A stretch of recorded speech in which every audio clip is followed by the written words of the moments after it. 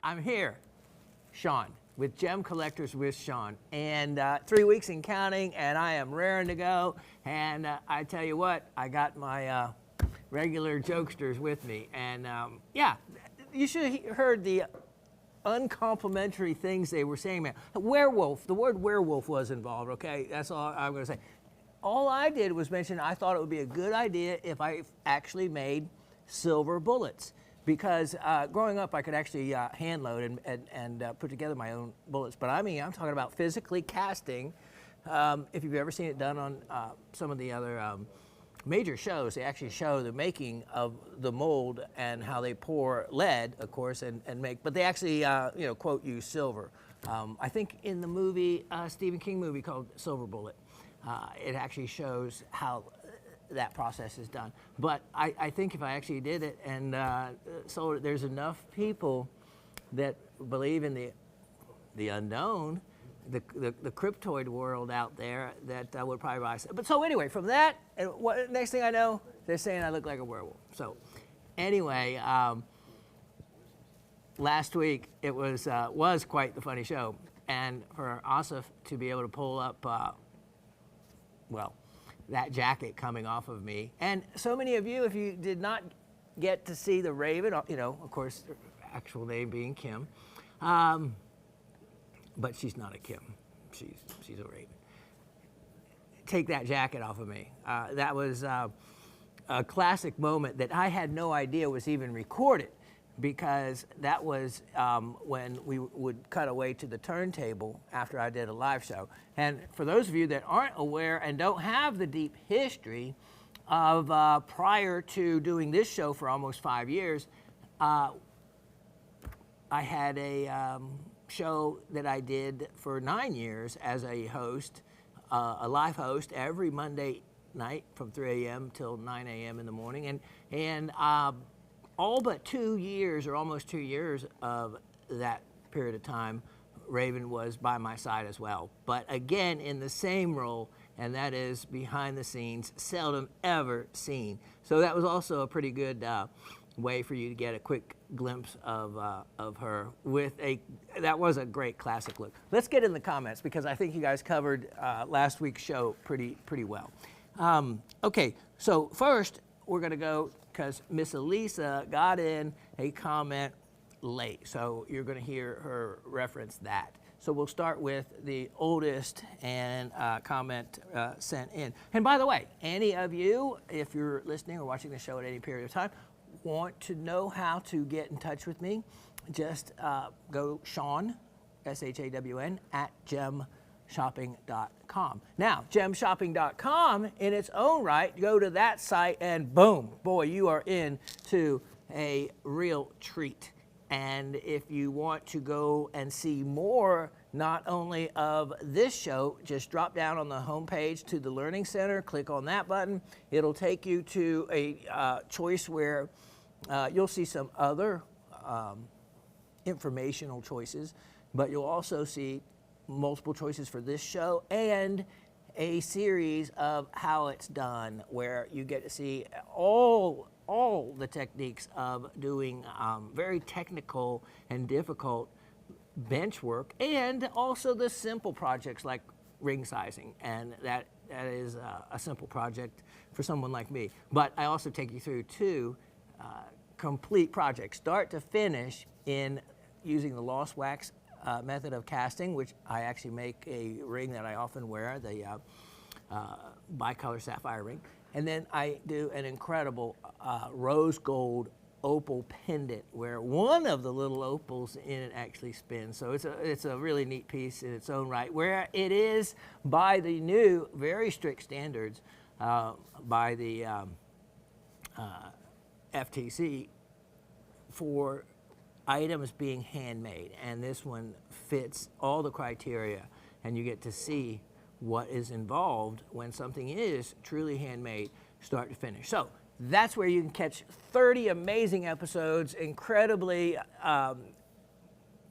hosted by me and the work done by me, but produced and directed by Asif, and also then edited by the other Shawn that edits this show. Now, speaking of this show, before I forget, because I could do such a thing, this show you're going to get to see Monday, right? Normal time. But next week, because I work with such just a select few team members that have been doing this show for so many years that it's a perfect team, and when we don't have the members to fill in for the team, there's only like one, maybe two others that could. When that group of highly skilled, trained, and very motivated team members, I mean, after all, I have the director of production that does all the electronic board work behind the scene, and just everyone been working with many, many years. So next week, well-deserved. Some of them are taking part of the week off and not going to be here. That being said, is instead of not being able to produce a show at all, we're going to produce the show on the day you would normally get to see it, Monday. And so it should post, this is the week after next, on like Tuesday afternoon. If for any reason it's not Tuesday afternoon, it would be Wednesday. So, Tuesday at 12. There we go. Okay, Tuesday the 12th. It's going to post Tuesday the 12th instead of the Monday. So, great thing is you're not going to get cheated out of a show, and you won't be worried about me being ill or anything, so I'm letting you know ahead of time. Okay, let's get to the comments. There were a lot of you, and a lot of you with the right answer. Very motivated, I think, because of the gift you already saw what the trivia present was going to be. So we'll start back with going from the oldest first with Miss Elisa in Florida. She goes, hello, Professor Shawn, the lovely Raven, GSN crew, and Rock family. Shawn, thank you so much for your kind words and the fluorite. I don't have any, remember how magical I have always said this show is. So listen to this. Now, Elisa is the one that just won the bipyramidal or octahedron, several different ways you can pronounce the shape of those Illinois fluorites. And the neatest thing about the fluorites is that they are from American fluorite. I mean, fluorite is found all around the world, but this is from Illinois fluorite. So that's what I think is the cool part. So this is what she says. She goes, I don't have any fluorite. And how funny is it that I had just added that to my wish list of minerals also. I hope this reaches you before you record your next show, but I had held out in hopes that the remainder of your show would be posted, but we don't talk about that. So she had wished and put it on her wish list for fluorite, which is not, which is fairly common for someone. It's one of the early minerals. It's not that expensive to add to your collection, whether you're starting off or later on. And a lot of people collect a lot of different fluorites, and so as I have, and so she had put it on her wish list. And then what did she end up getting as a trivia gift? Something that she had just put on her wish list. So isn't that again more magic to the show? She goes, I'm so glad you got to see the doctor, Shawn. I hope you're able to work with your doctor and find a regimen that gets you feeling like your old self again so you can go out and find that gold. That is indeed. Did I tell you, though, I was extremely anemic. So I took these iron pills, and I seldom ever get any headaches. But boy, did I get a whopper, so much so that it actually took me down for like 2 days. And then I had the bruise left over from the iron pill. So I'm actually just slowly working up in incrementally. So, here I go all this time. I wait to go to the doctor. I finally go to the doctor to get better. And what do? I find out how bad I am. So I take something that's supposed to make me feel better, and it makes me feel way worse. So anyway, I'm working on it. It's going to be a slow road back because it has been a long, long road to get to this point of unhealthiness.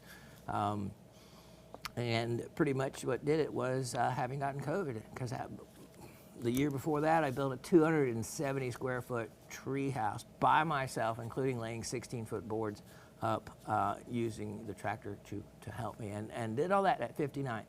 By the time at the end of my 60th birthday and then 60 years, yeah, I was just a different person. So let's hope we can get all that back, because I do know where the gold is.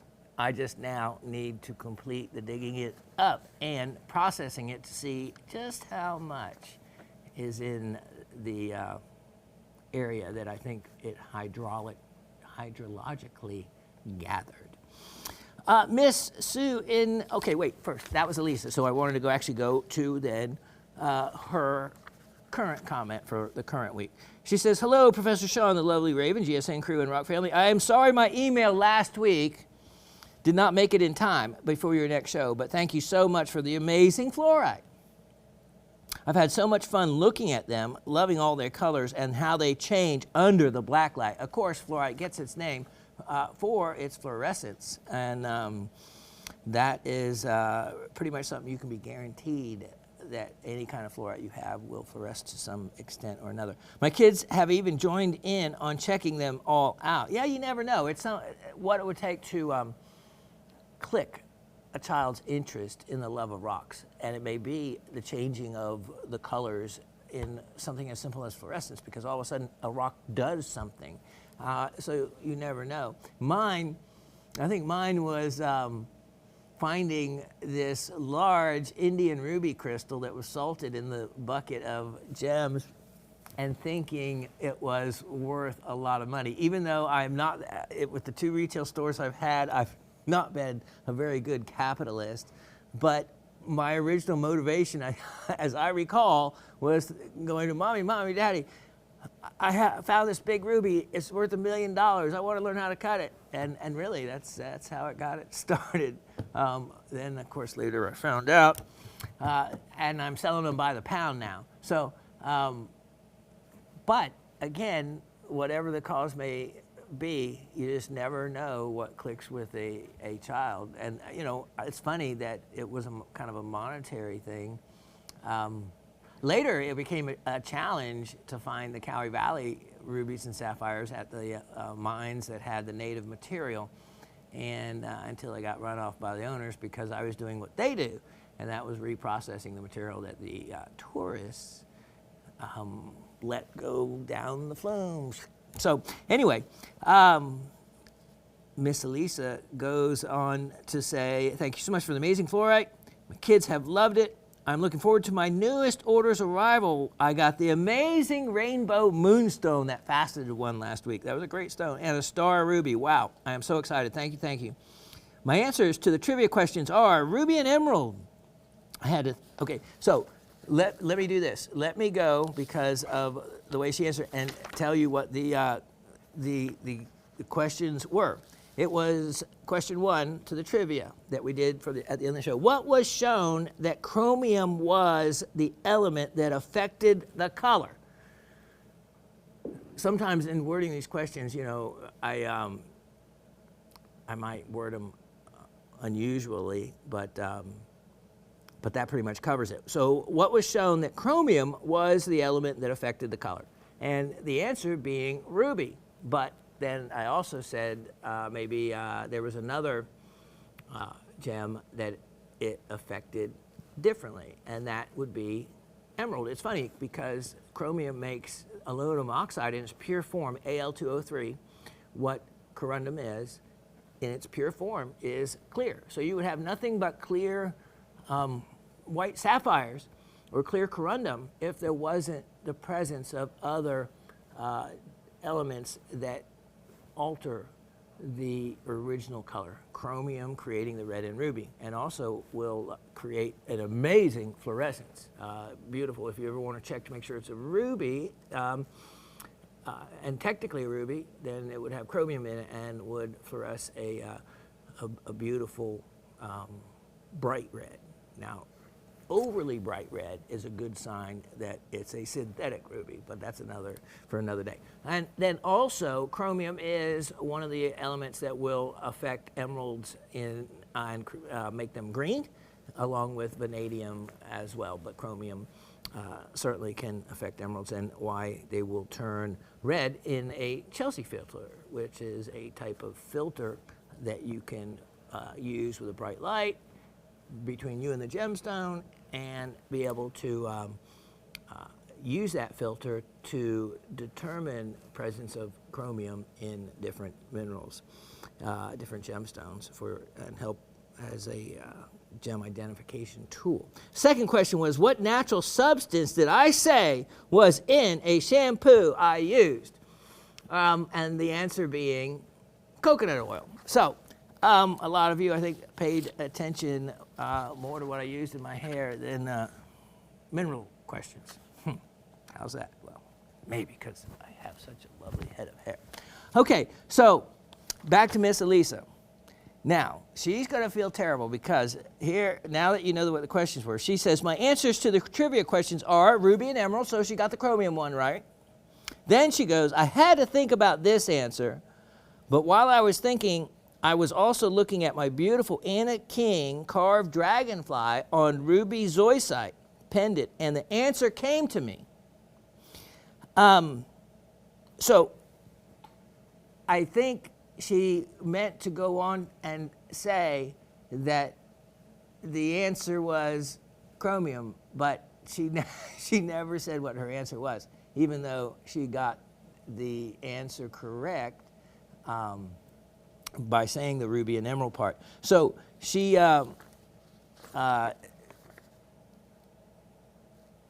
because well, actually, with saying that the Anna King piece with the ruby, you got, and saying the ruby and emerald, I guess you did answer that correctly, just in a different way.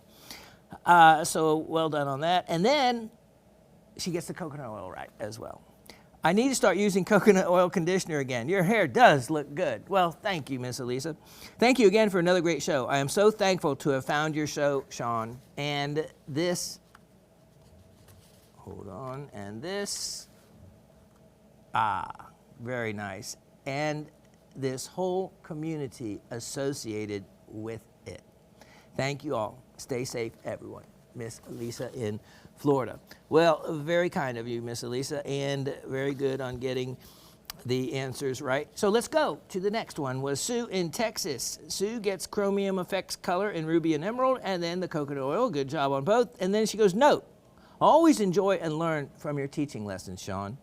Loved, I told you so, look on Raven's face as she helped remove your sports jacket on air years ago. Thanks for sharing. Yeah, that was definitely all on Asif, which, by the way, I know a lot of you actually were interested in how to spell Asif's name. Some of you actually get his name spelled right off the bat, and I think that's pretty cool. A-S-I-F. That's it. Just it's very simple. A-S-I-F, Asif. There you go. Great way to, that is as if, pronounced Asif. I never thought of it that way. I always read it as Asif. I never read it as if. Boy, there's all kinds of teasing there. Yeah, he might have had a bad childhood. That might have been what happened to the poor guy, you know? Boy, being 5 years old, coming from Pakistan at 5 years old here to the country, and with a name of as if. Wow, that makes for a rough childhood. Interesting. Where were we? Okay.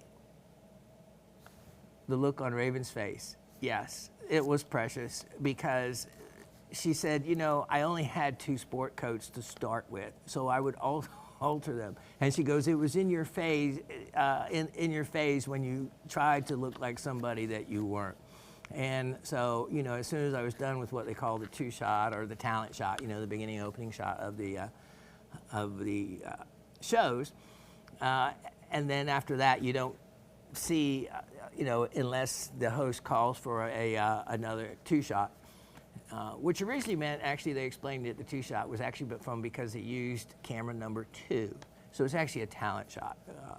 But anyway, just thought you'd tell you that because I thought it was interesting how it got its name. So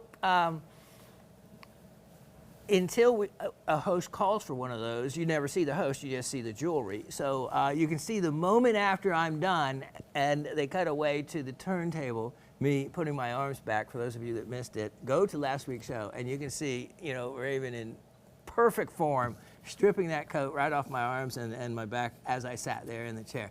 And with a face of, which Miss Sue in Texas gets it right. The I told you so, like, I told you so, this wasn't you, you try to be in someone you weren't. No, a grizzled old miner look would be a much better look. Okay, so we have Miss Cindy in South Central Pennsylvania saying, hello, Rock family, the Shawn, Dave, and Asif. Pilot show was a hit. Give them a contract for the series. More money. And she has a big smiley face there. Laughing with tears. I think that was appropriate. I think we've actually joked among those of us who have been here at Gem Shopping a long time, which a long time is, let's say at least a decade. There's a good number of us have been here a lot longer, but an old timer would be a decade or more. And we often joked about that it could, from the insider perspective, from what goes on behind the camera, that it would make a good reality series if you actually saw the history of the show, which is something you want to actually look forward to, because Asif has putting in a tremendous amount of time creating and producing a 25-year anniversary segment. And so that's where these old clips that he's finding are coming from. And boy, he had us just rolling before we started the show, because he showed us clips of people that I haven't worked with or seen in a long time, people that aren't here anymore, but everybody that made this show over 25 years, what it is. And so, there were some great memories. I won't give any away. You'll just have to look forward to that really neat production. I'm looking forward to it. But that's how he's digging these oldies but goodies up. Okay, so Cindy goes on to say, thoroughly enjoyed the humor and the specimens of the week. Went to my county rock and germ. I think that was probably intentional, because actually we've joked about and used that term before, Rock and Germ Club show yesterday. But if that wasn't intentional, that's pretty funny. It was quite nice to recognize so many specimens only because of watching and listening to Gem Collectors with Shawn. Wow, that's a great compliment. Isn't that neat to be able to know that stuff? And just like Elisa said, who won the 4 for 4, named the 4 different minerals in the zeolite piece, she said, before she even knew she won, she said, if I do get any of them right, it is because of having watched this show. And thank you. And I put stuff down that I knew was not the best or a questionable quality because of having watched your show. Wow, that's awesome. My friend got a twin crystal Herkimer diamond in matrix that was nice. I got a labradorite heart, a fluorite skull, and a bag of random rocks not labeled to try to ID. Information on private garage sale, and I quote, he has some awesome specimens. And the next county over have a rock swap and gem show at the fairgrounds in May. Happy camper dance. Exactly. You don't know what's available in the rock and gem community until you look for it and reach out for it. And one of the best places is to find a local gem and mineral club, and they'll always know what's coming up. And oftentimes they're just little rock swaps, tailgate get-togethers in parking lots.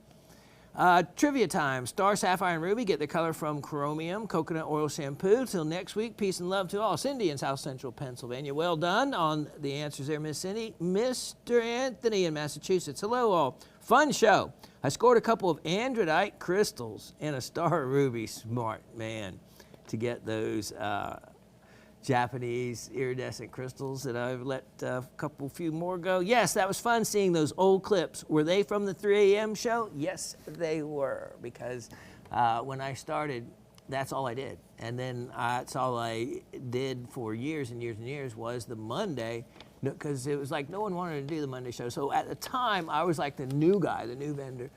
And it was like, the worst show. So we took it from a low number show, and I built it up to a big number show. And it's funny because Asif was telling me about a show that occurred here years before I was even here, and it was a science, earth, mineral, and fossil show, a science show. And it was actually hosted by someone I know well now, a woman, and then Steve was the host that knew a lot about the items that were being sold. And Asif said, out of all the other shows, you know, and this was early on in the history of gem shopping, but out of all the shows, it was that show that it was the busiest, and they sold lots of rocks and minerals. He goes, and we're so busy, and it was so much work, but at the end of the day, when you counted the numbers, it wasn't that much, because the average sale, of course, as it is now, this is the show with the least expensive items in it, that you can still get something for $9 or $8, or, you know, it can be a lot more, as you know, but on an average, it's a lower price point. So for me, it was neat to see a person that I had heard had a show here from long ago. So that was. So I'm looking forward to this production that he's putting together. But again, it was the popularity of the rocks and minerals was huge compared to other items that they were selling at the time, you know, including, you know, fine jewelry. And so yeah, we're out there. People just have to find us. And so I'm glad if you can pass and forward on this show, the link to it, and talk it up to anyone you know or your local rock and mineral clubs, and that would be a big help. If I was to ask for any favors or do something for me, that would be it. That would be to spread the word. So let's see. Mr. Anthony goes on to, after saying that he was a smart guy and got some of the Androidites. Yes, that was fun seeing the old clips. They were from the 3 a.m. show. I don't remember that set. No, you wouldn't have remembered and gotten to see the jacket being pulled off of me. That would have been after we had cut away from it. I do remember the onyx ring with the diamond that you put together. My father wore one daily as long as I can remember. Yeah, that was a great way to upgrade that black onyx piece. Chromium affects the color of ruby and emerald. Coconut oil was the natural substance in your shampoo. Tell the truth now. You add 50,000 grit diamond paste to your shampoo, don't you? That would be probably a great idea.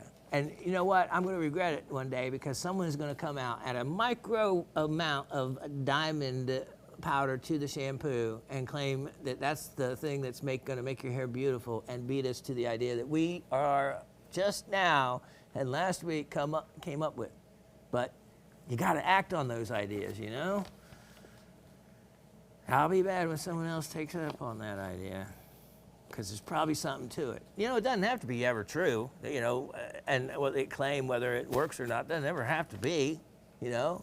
All you have to do is be truthful and say, yeah, there's diamond in there, and, you know, say it makes your hair beautiful. Why wouldn't it, right? Sometimes proof is in the opposite direction that you have to prove. Miss Gabby goes on, hello once again, Rock family. Shawn, you guys had me laughing out loud off and on the entire show with the more money quote, still chuckling. You ripping off that jacket was pretty funny too, and the look on Raven's face was priceless. Maybe it's just me, but I thought you looked great in the old pics. Well, yeah, I was younger. I like the long, short hair. Love my newest ornaments. Will be in Flowery Bee, that's Flowery Branch, and Helen the last half of April.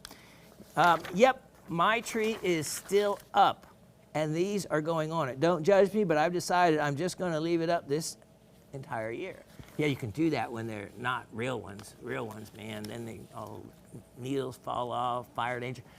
That is so cool. And the reason why, for those of you that have missed it, was Miss Abby's got a tree that really could be put into, you need to take pictures of it, because really we could get some, I think some advertisement on that tree as far as the Craftsman project at the beginning of the Rock and Gem magazine.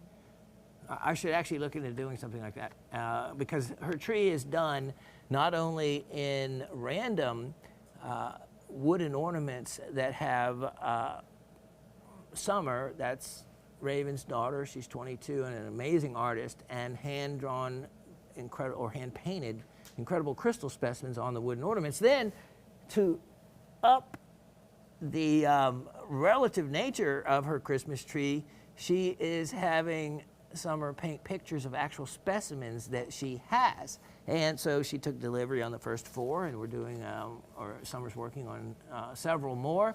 And so, yeah, when you have a Christmas tree like that, why not leave it up all year long? Because it's like just a display for mineral specimens, and yet it's a Christmas tree. But they are real mineral specimens, just the painted versions of them. Nothing wrong with that at all. So, wow, I'm jealous. That's a Christmas tree that is a keeper, year-round keeper. So you won't hear any complaints from this community, I don't think. Mr. Harry says, hello, Gem Shopping Gang and Professor. Well, before the answers escape my mind and I go and cheat, I like that, just straight up honest God. I am going to cut to the chase. We know chromium is the mineral that affects the colors of star, ruby, and sapphire, and also a secondary is iron, and black light really makes it pop to an intense red color. On the shampoo, a good choice for great ingredients to really give a great sheer and softness is coconut oil. And I as well use it sometimes in my conditioner. See, I'm going to start something here. I installed the switch on my machine exactly for the reason you said, to get the diamonds cutting more aggressively. Also aids in polishing. Yep, it absolutely does. He talked about reversing the direction on his Graves fasting machine, which then when you put the laps on, all the diamonds are used to being abraded on, and yes, the diamonds will micro abrade, not through wear, because it is the hardest substance, but through minor, I mean, we're talking microscopic chipping of them in one particular direction. So if you took that plate and made it spin in the opposite direction, you're going to get a much more aggressive cut with those edges going against the stone. So, absolutely would work well for that reason, and a great way to extend the life of your plates as well. So I love to hear it. Also, as he says, aids in polishing as well, which it would. I go up to a 3,000 mesh diamond lap, which is really fine, meaning when I polish a facet, it's really only supposed to be a pre-polish, but it really can almost, in hard substances, almost put a final polish on it. And, but that's all lapidary talk. God bless you all, and especially Professor Shawn. At least I waited till the end of my email to throw the dig in on missed trivia. Does that half count? Oh, the onyx panel cab ring just gave me an idea for the black spinel. Woohoo! Which he got the 2 pieces of black spinel, so great job there. And of course, that onyx ring that everybody is complimenting on was Asif's, that a family piece that he got, and he wanted to dress it up, and we certainly did. And very, really classy look, my favorite look. And also, I showed you the back of how it's done correctly. I think we did an episode actually using and doing that. So you can always go back if you missed that show and pull it up on YouTube. You can see a whole bunch of the other shows that you missed. And any inventory that hasn't sold is available to be purchased. Just have the item number. And they'd be able to tell you if it's available or not. Okay, so then we go to Miss Elise. Let's see. All right, next we are almost to the end. Okay, we have Mr. Brad from Pennsylvania. Hey, coconut oil makes your hair shine. Chromium colors rubies red. I also have some nice green tourmalines. Greetings to Raven and Shawn, the Gem Shopping staff, and the Rock family. Nice ring from Asif. Apologies if I misspelled that. Just a quick note to say, another nice show. Be well. Mr. Brad, getting all the answers right. Hi, Professor, Raven, GSN crew, and the whole Rock family. OMG, there was a Raven sighting, I know. It didn't dawn on me at first, but Asif pointed it out this morning.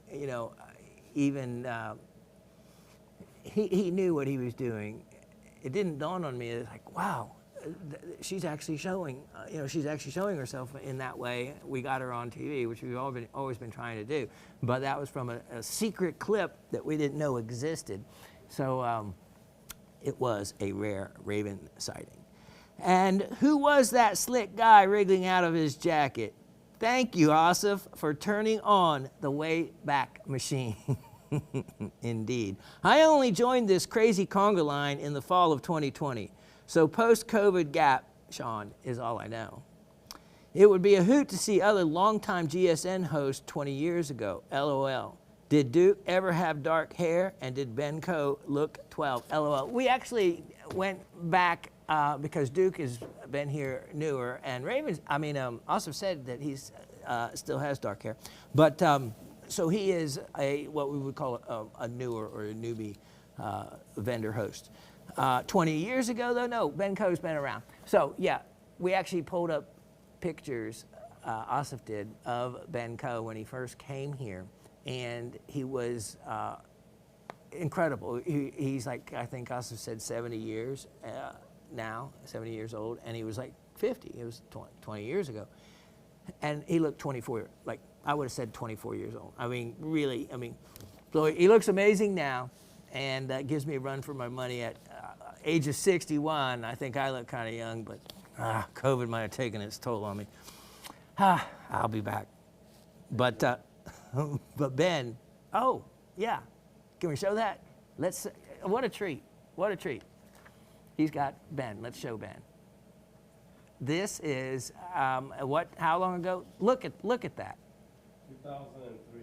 2003. So yeah, just shy of 20 years ago when he first started here. Look at that. And they put him on with no other host. And for many years now, he's been with a GSN host, another host who, I'm not going to say, well, let's say for some of the more difficult words that he has trouble with pronouncing, the GSN host will fill in and cover most of what needs to be said, because it's amazing how long someone can be here in this country and the difficulty in the language they would still have over that period of time in picking it up and being able to speak it. So even if I spoke my actual southern drawl that I can go into when I need to, like if I'm up in Deliverance country in North Georgia, then I could sound like a good old boy. But if you took that drawl and went into Brooklyn, like where Miss Barbara lives or something, there'd be people that maybe wouldn't even understand me. So it's not only just dialects within the same language, but of course, so you take a foreign language with that foreign accent and trying to say some of the English words, it just doesn't work, even 20 years later. So that's what we were kind of yucking up about, is at the very beginning with Gem Shopping, things were a little different, and they would put Ben on by himself. And if you understood him, then maybe you'd be able to beat everybody to what he was selling. But he's a great guy. He's an amazing cutter. I've known him for a long, long time, even beyond my time here at Gem Shopping. I knew Ben prior to even being here, and has won many awards in cutting, and has been an incredible addition even prior to me coming on as a lapidary here at Gem Shopping. And they actually used to have in the corner of the picture-in-picture of him with cutting at his fastening machine right in the studio, and he would finish his stone and they would sell it right off the machine. So it was kind of a neat thing to do. But of course, time and money and all, and as things progress, you just can't do everything that you can before. But over the period of time, Gem Shopping has really experienced a lot of wonderful stages of growth and change. And if you've been along for the ride, the whole part of it, and then you look back at it, for the old timers, it's kind of neat to see. It is a family feeling left over from the founder of that was Frank. So, which is also neat to see him and some of the old pictures. So if you want to take a step back in time, just stick around for that production that will be coming up when it gets completed. And yeah, okay. So let's see.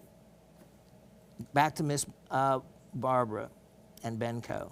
There you got to see. I'm very proud of you for following through on the doctor thing. Thankfully, everything you mentioned seems to be treatable with meds, supplements, or small procedures.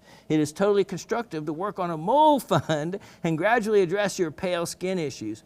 I've even heard about meds for long COVID relief. Well done, you.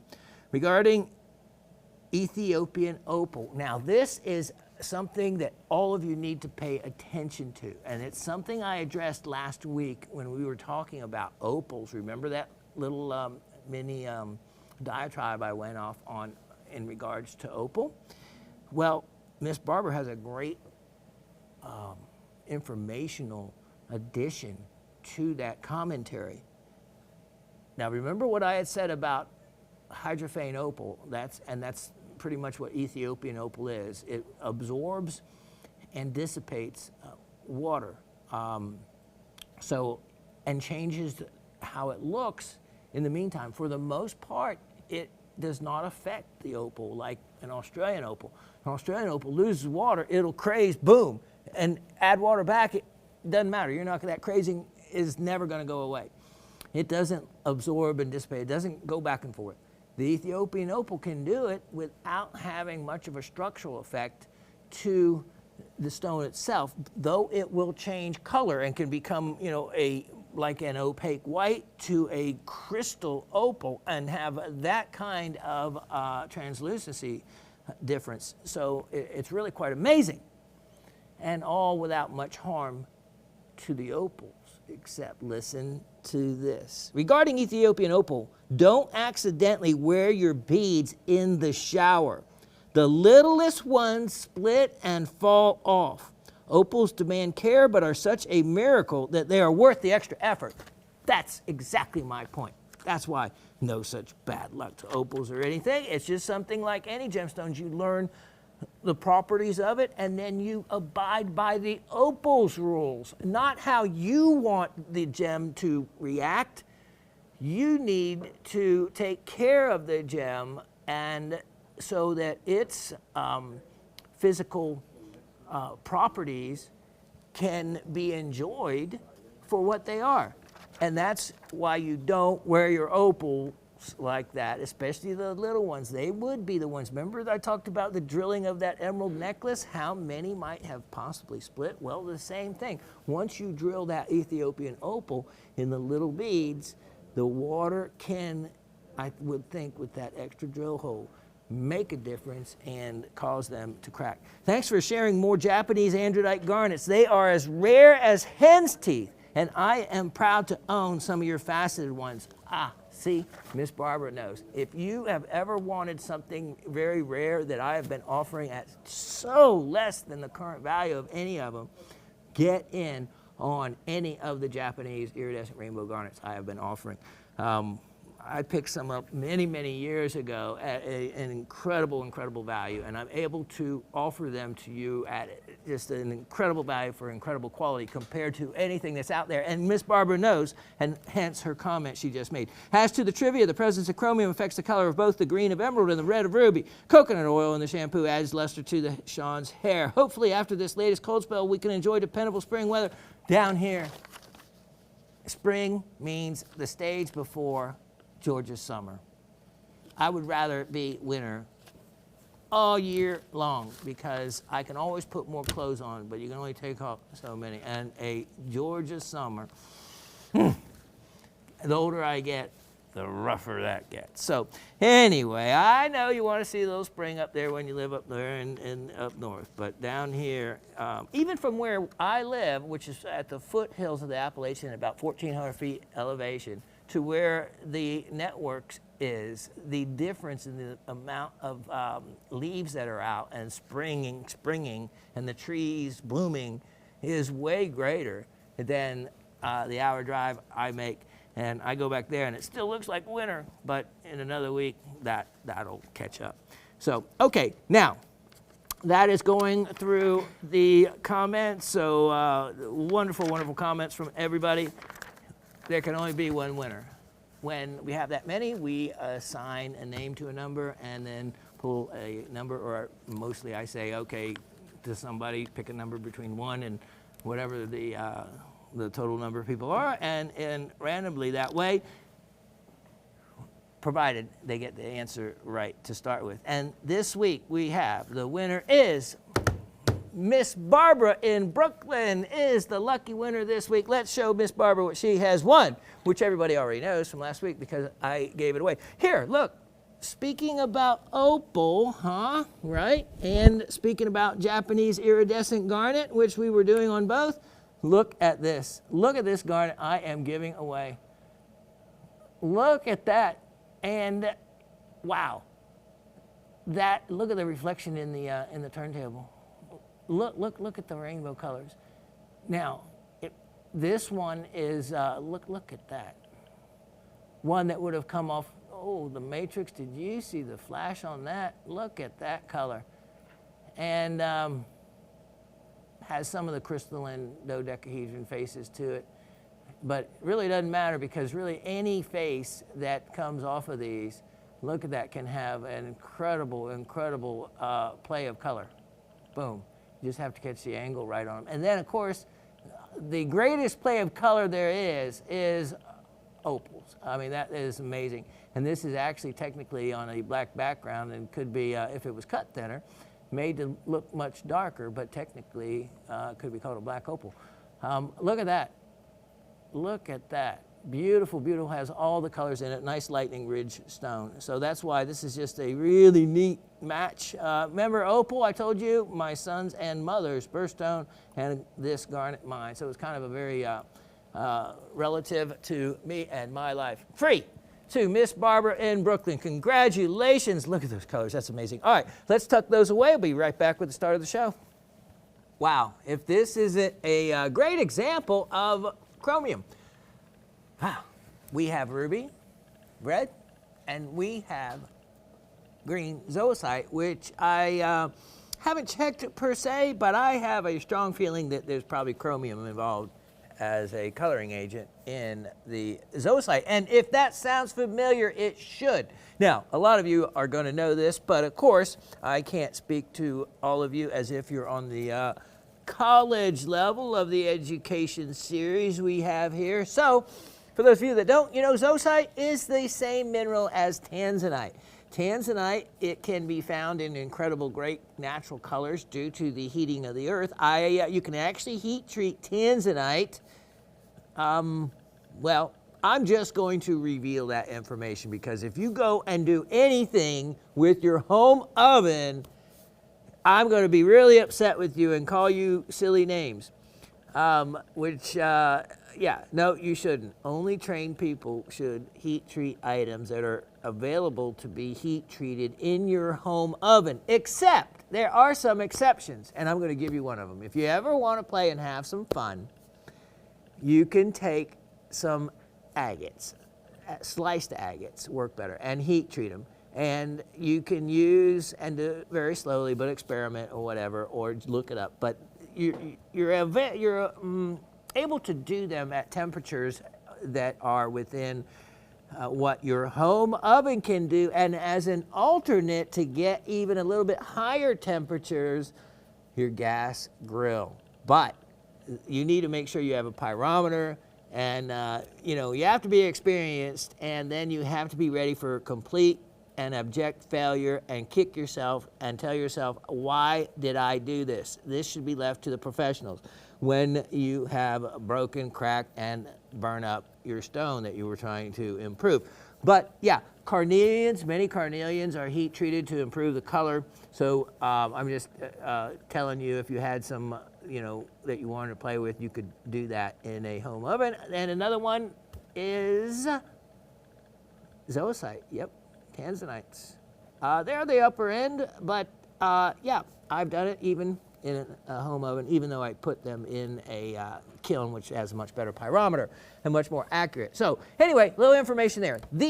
So this green is zoisite, the same mineral that beautiful purple tanzanite is derived from, just a green variety of it. Now, here is something new, and you'll see it in pargasite, in the word pargasite. See all the black? We used to call this shermikite, which is a type of hornblende, right? And so doing some research, I found out that It's really not. It's really a black pargasite. And the terminology of it being Shermacite came out from local dealers a couple of decades ago and stuck within the trade, and the trade just kept sticking with it as that's what the mineral was. But, of course, with new and available spectroscopy and whatnot, much more readily available, they can determine what things are a lot easier and quicker, and they have determined it to be pargasite, which the valuable color of pargasite is a beautiful, beautiful green, and we have sold it here as well in some wonderful marbles. All right, so this is some incredible, incredible, beautiful ruby. And here is material you can slice. Look at, you can actually see some of the crystals. That was what was neat about this piece. It actually had some nice crystallized pargasite within it. And then some additional rubies there as well. You never know if something is hidden inside. But this was in an intense red and an intense green, and I actually had this in my personal display cabinet. You can see I did a kind of a cheesy, just a spray polish on this, but that's all I wanted it to have, was just kind of a matte finish anyway, and it really brought out the colors of it quite well. This sits up on its own. It didn't even have to be sawed flat on the bottom, so it makes a great natural display just like it is. And I have this at a price so it's affordable for anybody and everybody for a wonderful look. It's a small cabinet quality size piece, and this only $48. Only $48 on that one. So lots of value. Now, before I forget, I wanted to show you, remember we talked about the muso habit of those amethysts that, and I believe it was Brad that questioned and first brought it to light, that he wondered if the amethyst I was offering from Namibia had the muso habit to the quartz. So I got to thinking, but nobody bought it. So I actually called Kevin and I had it pulled from inventory because I actually had it priced way below the value if it was. Let me just show you.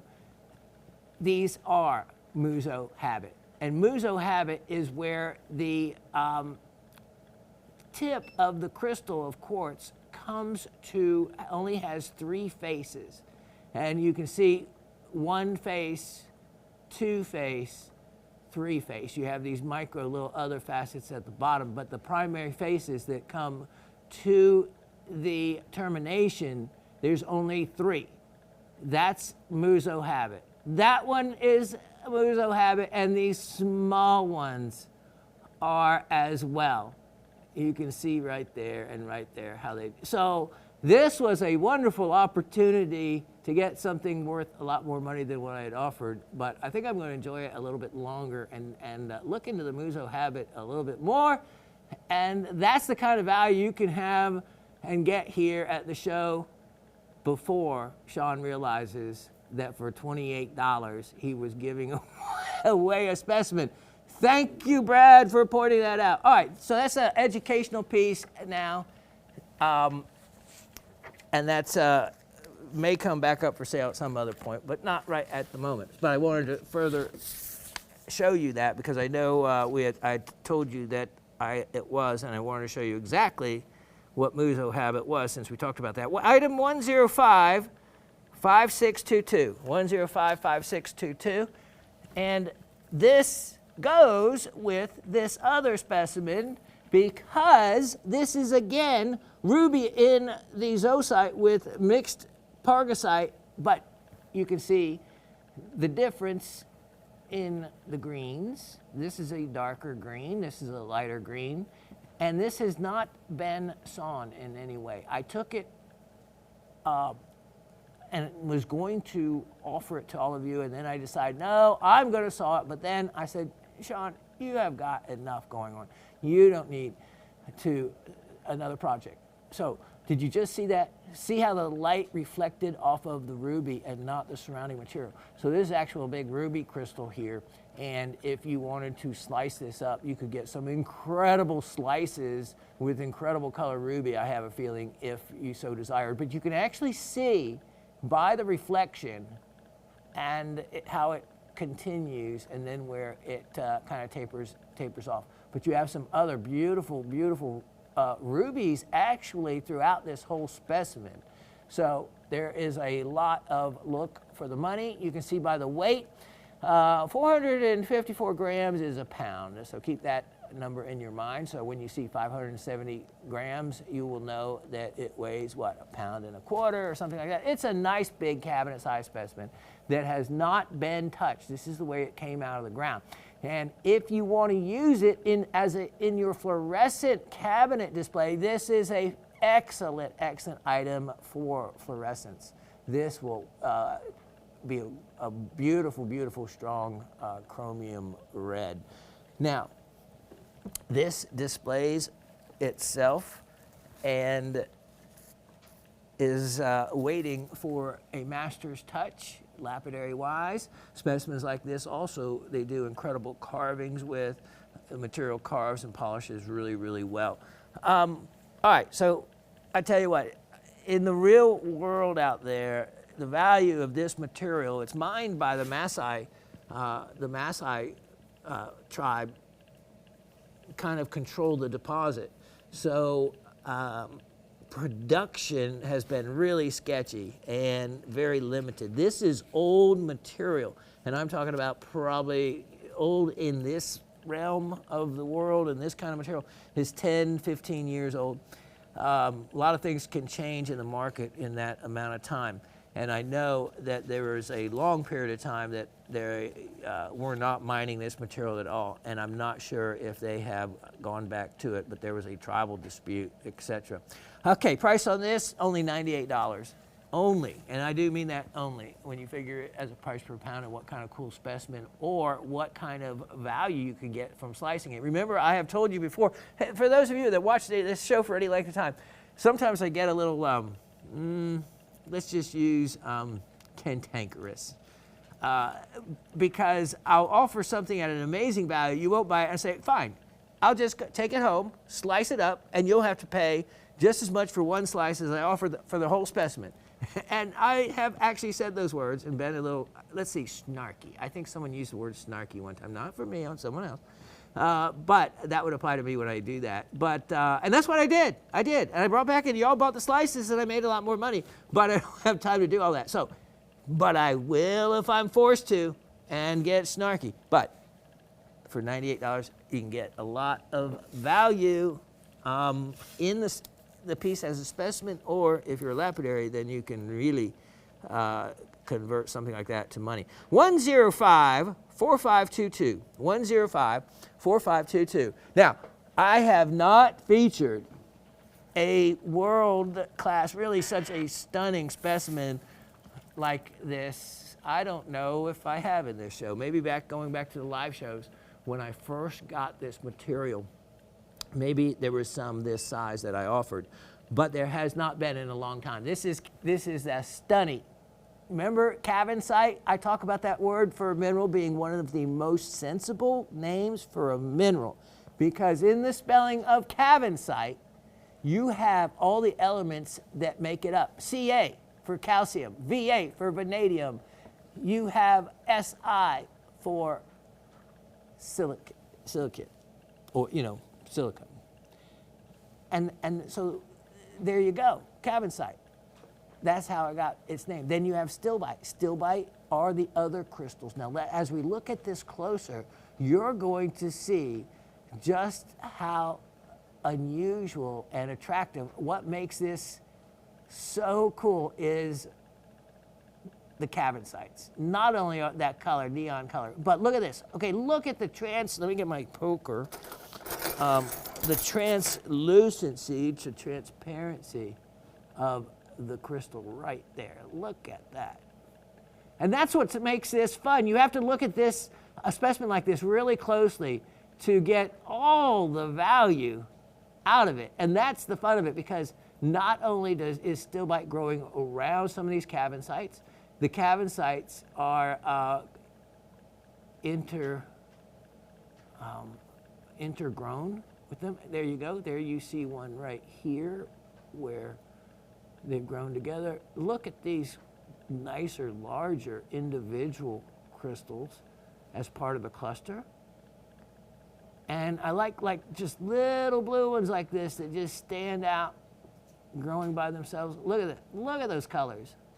Look at those formations. Then look at these little bit of Ceruse stilbites. That's still stilbite. And if you look at them, they're a little bit different crystal habit. Look at this. I kept looking at this to see, since it's a zeolite, remember this is a Indian origin piece, so it forms, still might be a zeolite, there's a chance for other zeolites to be found with it. So I didn't get a chance to look at it totally all the way around, but who knows, you might find some other zeolites with it. Look at that, look at that. Look at those beautiful interwoven crystals. Every way you look at this specimen, look at that. There is an attractiveness to it. It's very aesthetic. Look at that. And it's large. And you can see in the palm of my hand, for cavensite specimens, this would be a rare size. Look at that. So, you know, displaying it that way, absolutely gorgeous. Displaying it that way, beautiful as well. This one actually is one of those that would look attractive displayed upwards like that, only because of the way these point up like that. I think it kind of lends itself. And let me see, I'm not sure where the attachment point was, you know, where it was attached to the wall for all this to form. Usually you'll see a place, but I don't recognize it right offhand. All right, so nice size and wonderful, beautiful look. Only $118 on that. Only $118. Beautiful look. Now, oh, wow. Okay. Let's look at item 105-5222. 105-5222. Now, this is, could have been shown with the last couple few specimens. It would have been a good segue to it, but we broke it up with the beautiful cavensite in between. I want you to show you something stunning. And this is the way you see other ruby in green material. And it's often confused with the ruby in zoisite. But you can usually always tell the two apart because I'm going to show you of something. Now this is Indian ruby in, and it used to be called fuchsite. A lot of people are kind of afraid to pronounce the word. The actual pronunciation of the person's name it was named after makes it pronounced as fuchsite. Like fuchsite. So, but I think a lot of people are afraid of exactly how that's going to come out. You know, changed it and made it fuchsite. So anyway, there, I said it correctly right the first time without messing it up, so I'm not going to say it again. This beautiful green stone with the ruby in it. Now, what it really is a chromium muscovite. Yeah, so we have Muscovite Mica. This is green is a Muscovite Mica called fuchsite with chromium. It used to be recognized really as a separate mineral in itself, but now it's kind of referred to more of a chromium muscovite. Now, the thing you can tell, you see these ruby crystals, they all have some type of ring around them. Now, what they are known for is often to have a ring of kyanite, actual ring of kyanite. Now, these, the kyanite can be a green-blue or blue. In this particular piece, the green rings are mostly another color of fuchsite. But in this one piece, you can see the blue. You can actually see a kyanite crystal right across here. And so you can see, wow, look at that. That would be something you look for if it was to star. So you can see some kyanite in this piece right there, as a matter of fact. Look at that beautiful color green. Then what you have in the white, if you look at it with magnification, you'll see there's little reflective sparkles out of it. That is actually a white Muscovite mica, and often found intermingled, interspersed with quartz as well, helping give it that whiter look. So that's what you have, and that's what makes this different than the Cerusite. Is the green is a totally different mineral, totally different altogether than the other rubies. But these rubies will be a beautiful, beautiful red, and this piece will take a higher polish. And I actually hand polished it, like over the years. I've had this many, many years. Over the years, it like developed a almost like a patina on it, it seemed, because I was able to take a cloth and improve the brightness of it quite a bit. So you can see, being a softer stone, being a mica, it wouldn't take much on a wheel if you wanted, if you were a lapidary, to bring up the polish. But the back of it, look at this nice back bevel. This is what I talked about that Anthony said he does on all of his cabochones now.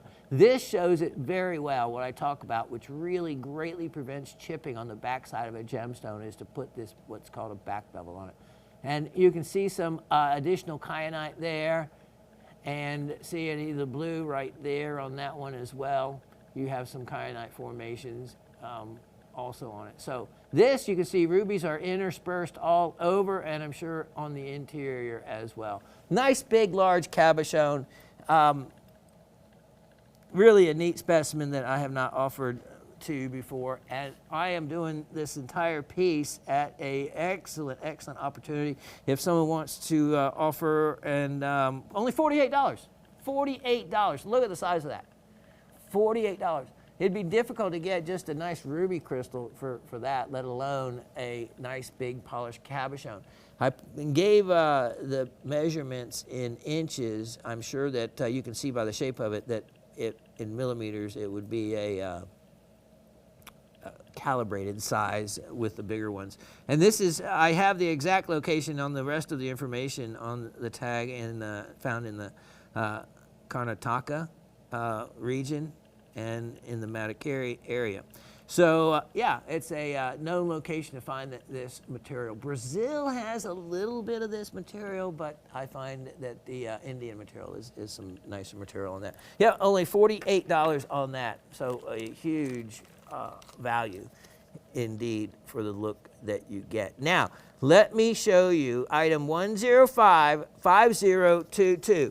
This is a rare opportunity. I only have a few crystals, but since we were doing Androidite Garnet last week, I thought, well, you know what? I am going, and I had referred and mentioned and talked about the Stanley Butte Androidites in Arizona, and the other androidites that were discovered in New Mexico, and the androidites that were in Mexico.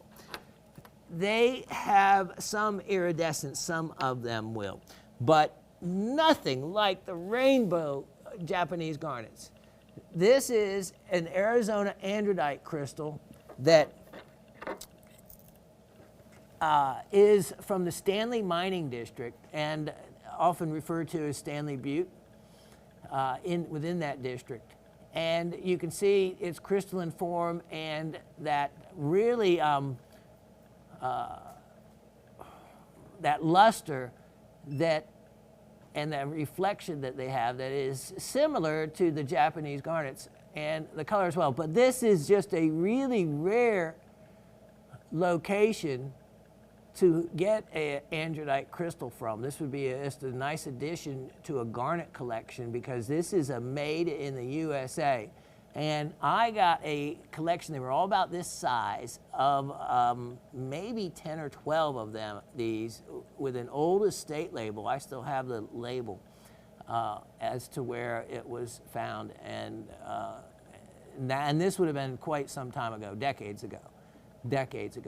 So you have androidites that were found in like the Oro Grande mining district of New Mexico, and you that have androidites that have some iridescence. Nothing. So you have some beautiful specimens. There's some greenish yellow garnet crystal clusters on faces and stuff. But for iridescence, nothing even close.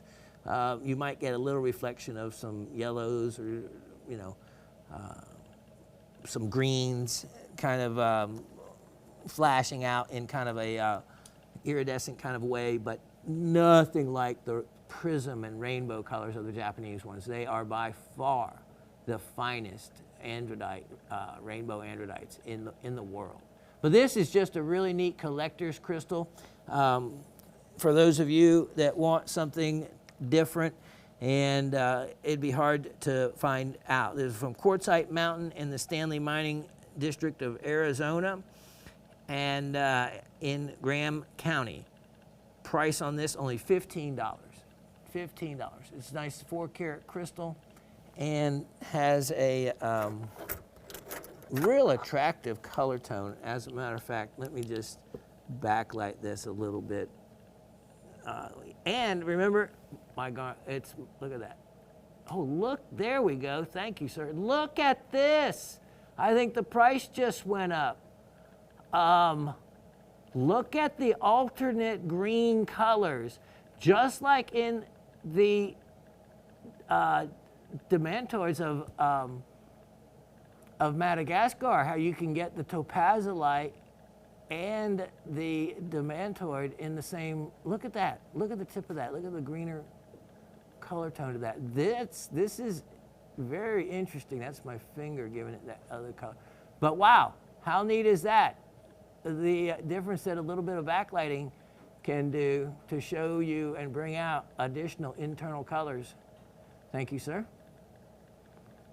Very cool. Wow, look at that. You can still see it. It's the banding of alternate colors. Wow, that could potentially cut a small stone if you wanted. It looked like there was some area in there. But really neat piece for the money. And certainly if you were buying something as a collector, little collector crystal, a rare opportunity for certain. Now, let's segue to a similar item. That would be item 1054922. 1054922. And we are talking about, I got back into the collection and I decided to part with a real rarity since I mentioned it last week, and Miss Barbara mentioned that she has one. A faceted rainbow androdite, a faceted one. And let me show you this as soon as I get this other one put up safely.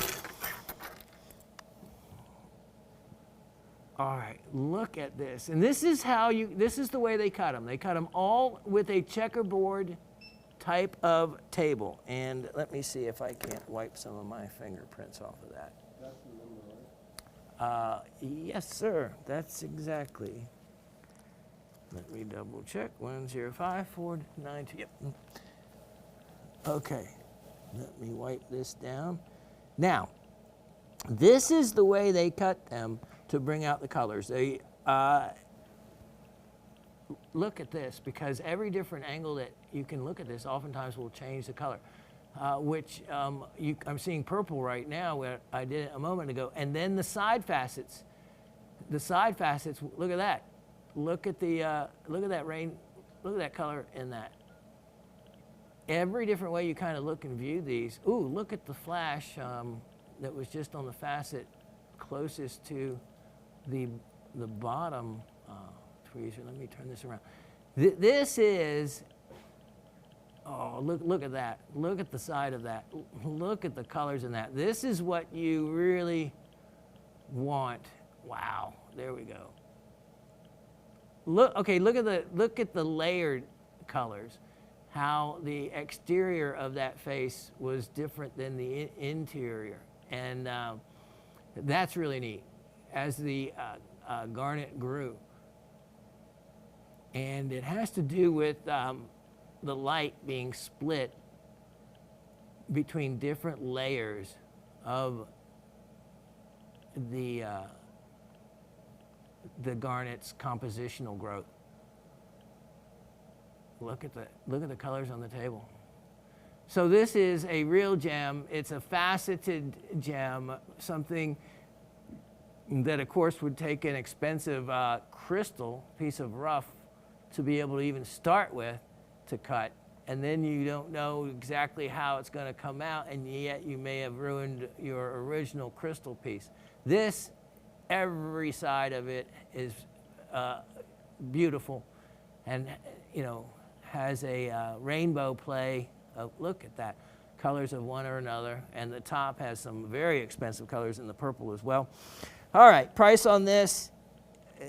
In the world of gemstones, when you're talking about this is a world-class stone, the mine was closed in 2005. The locals in the prefecture are extremely protective of the deposit now, and people have gone to jail for trying to get in there and dig material. From the coast mine, it used to be a manganese ore mine, and this deposit was found nearby. This is a carat 75, world-class stone, and it's only $138. And I don't mean that's what the value of it is. That's all I'm asking for, which is less than $80 a carat. The value, look at that, of the stone itself, no telling. I have seen multiples of that figure, because at less than 80 a carat, it's one of those deposits. There's no more. It's only what is available and out there. And this is one of those stones that there is, by way of value or collector's interest or desirability, that can only go in one direction. It is the finest iridescent garnet in the world. There's no other garnets that are this fine. The mine has been closed. The availability, as Miss Barbara said, they are as rare as hen's teeth. And, people that know, like Mr. Anthony has picked up more, Miss Barbara has picked up more. So this stone at that price, it's one of those, okay, well, go find another one. If you don't like that price, well, good luck even finding one if it was a crystal that was beautiful. As a faceted stone, I have never seen any others except the ones I have offered. Truly, no others but the ones I have offered. Let's look at item 1054822. 1054822. Now, this is going to come in a suspension tube. Oh yeah, you saw it real quick, didn't you? Look at that. Look at the way it shows off in this tube itself. Japanese rainbow garnet crystal. Let me put it just to the side of the faceted one for a moment so you get an idea of the size. This is a big crystal, 4.37 carats, and it is almost a complete dodecahedron for the crystal shape. All right, so we're going to put that beauty up, and that true rarity there. Okay, now let's look at this. Let's look at this, and let me show you a world-class crystal. Look at the faces on this. This was out from my personal collection of the crystals that I kind of kept for ourselves, Raven and I. So getting it out of that collection. So even where this backside was attached to what would have been the host rock, all the other little faces that you will see when you catch the light on them, look at that. You see that? See them? All, or almost all, will have their own series of iridescence and prismatic reflections of color. But in the case of this one, it's a real show-off piece, because look at, you have the complete diamond-shaped faces that have, oh, look at that, complete and total iridescence across them, and different colors depending on which face you have. Look at that one. And then see the edge of that one, the outer edge is purple, the inner edge is blue-green. The layering of colors, that golden green, yellow there. Look at that one. Oh, look at that. See what I'm talking about? Every different face is a different set of colors, and there is nothing else like them on this earth. Can't say in the universe, don't know out there, but on this earth, in the world of Androidite, See what I'm talking about, the little faces? There's nothing else like these. And nothing comes close out of the androidite world to having the play of colors, the rainbow play of colors. And I'm talking about, you know, not like the rainbow moonstones that are nothing but like blue. Rainbow moonstones should have additional other colors besides blue, at least blue and yellow to be able to be called rainbow. So same thing with these garnets. You can't call something a rainbow unless it doesn't have all the colors of the rainbow. These are rainbow iridescent androidite garnets like no other. This is a special crystal, obviously by, not even by definition, by its own ability to show itself off and do its own bragging. Price on this, I'm making it to where it makes it a real easy addition to anybody's collection, because for $88, that is extremely affordable. If I showed you what is available out there, well, go look. I just want you to go look, because if you do, you'll just, it just makes me look better. That's all. Now, yep. I'm going to tuck these garnets away like I do safely and be right back with something else you're going to want. See you in a minute. These don't come up often because I haven't had too many of them to offer, but I found some left over from stock I had, because this is one of the most functional necklaces I have ever sold. And look, let me show you. Here's the deal. This is why. That little device right there. Okay, so there's your spring ring, right? All right, so this goes up to 22 inches long, but it has this is sterling silver, spring-loaded gizmo here that you push on it, and it will allow, look at that chain, to be pulled through, and you can just take it right down and choke yourself with it if you want.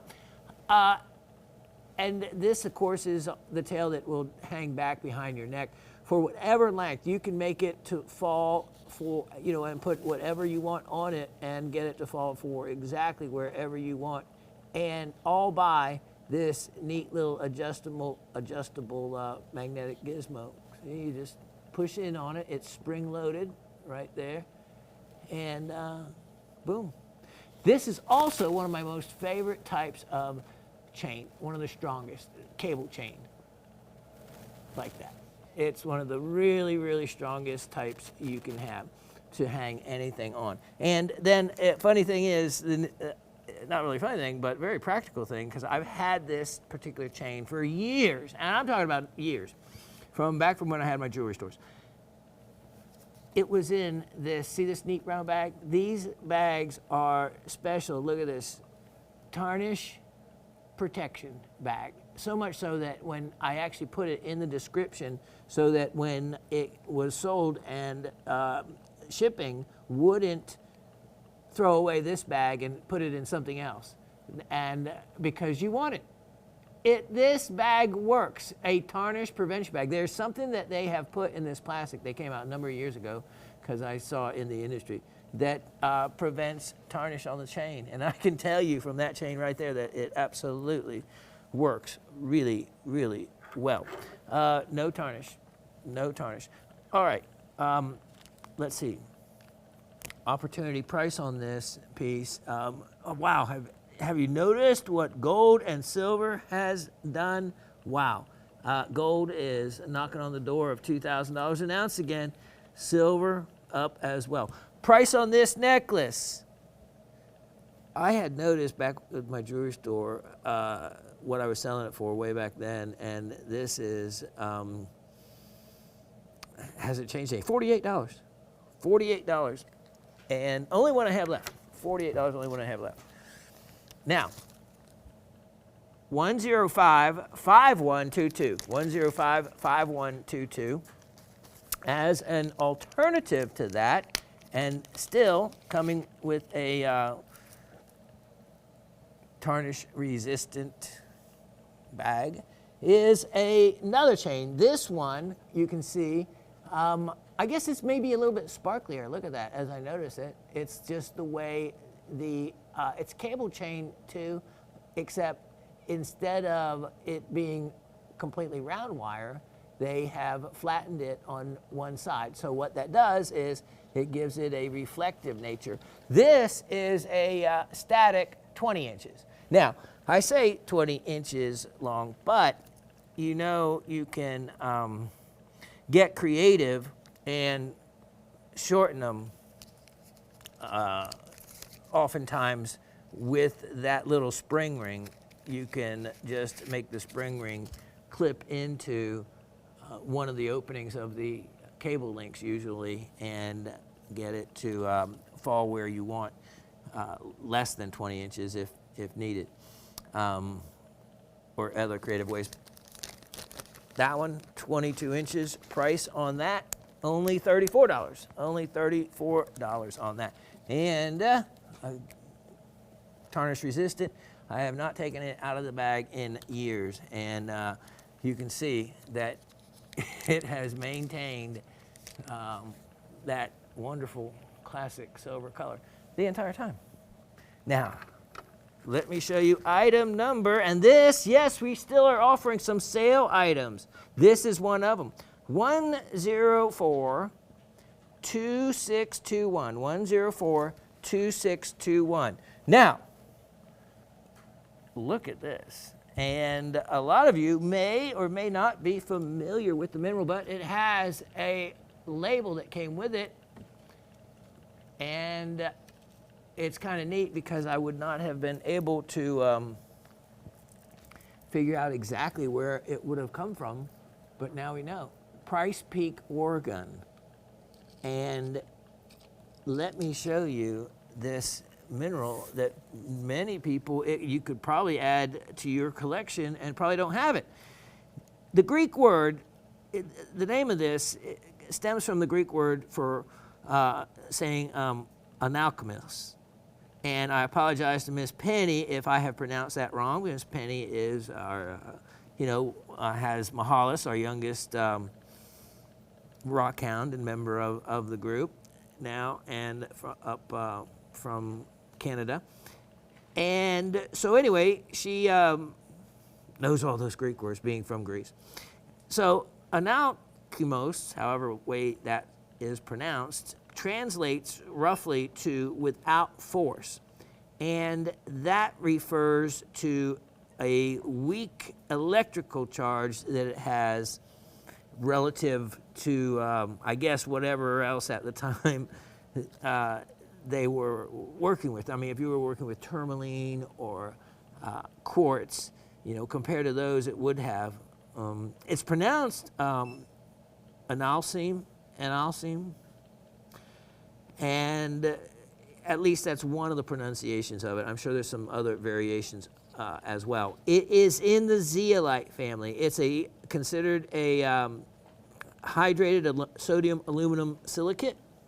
Hydrated meaning it has water, as does so many of the zeolites. As part of the zeolites, that's one of the things. Now, as we look closer at this specimen, you will see that it has a very nicely defined crystals and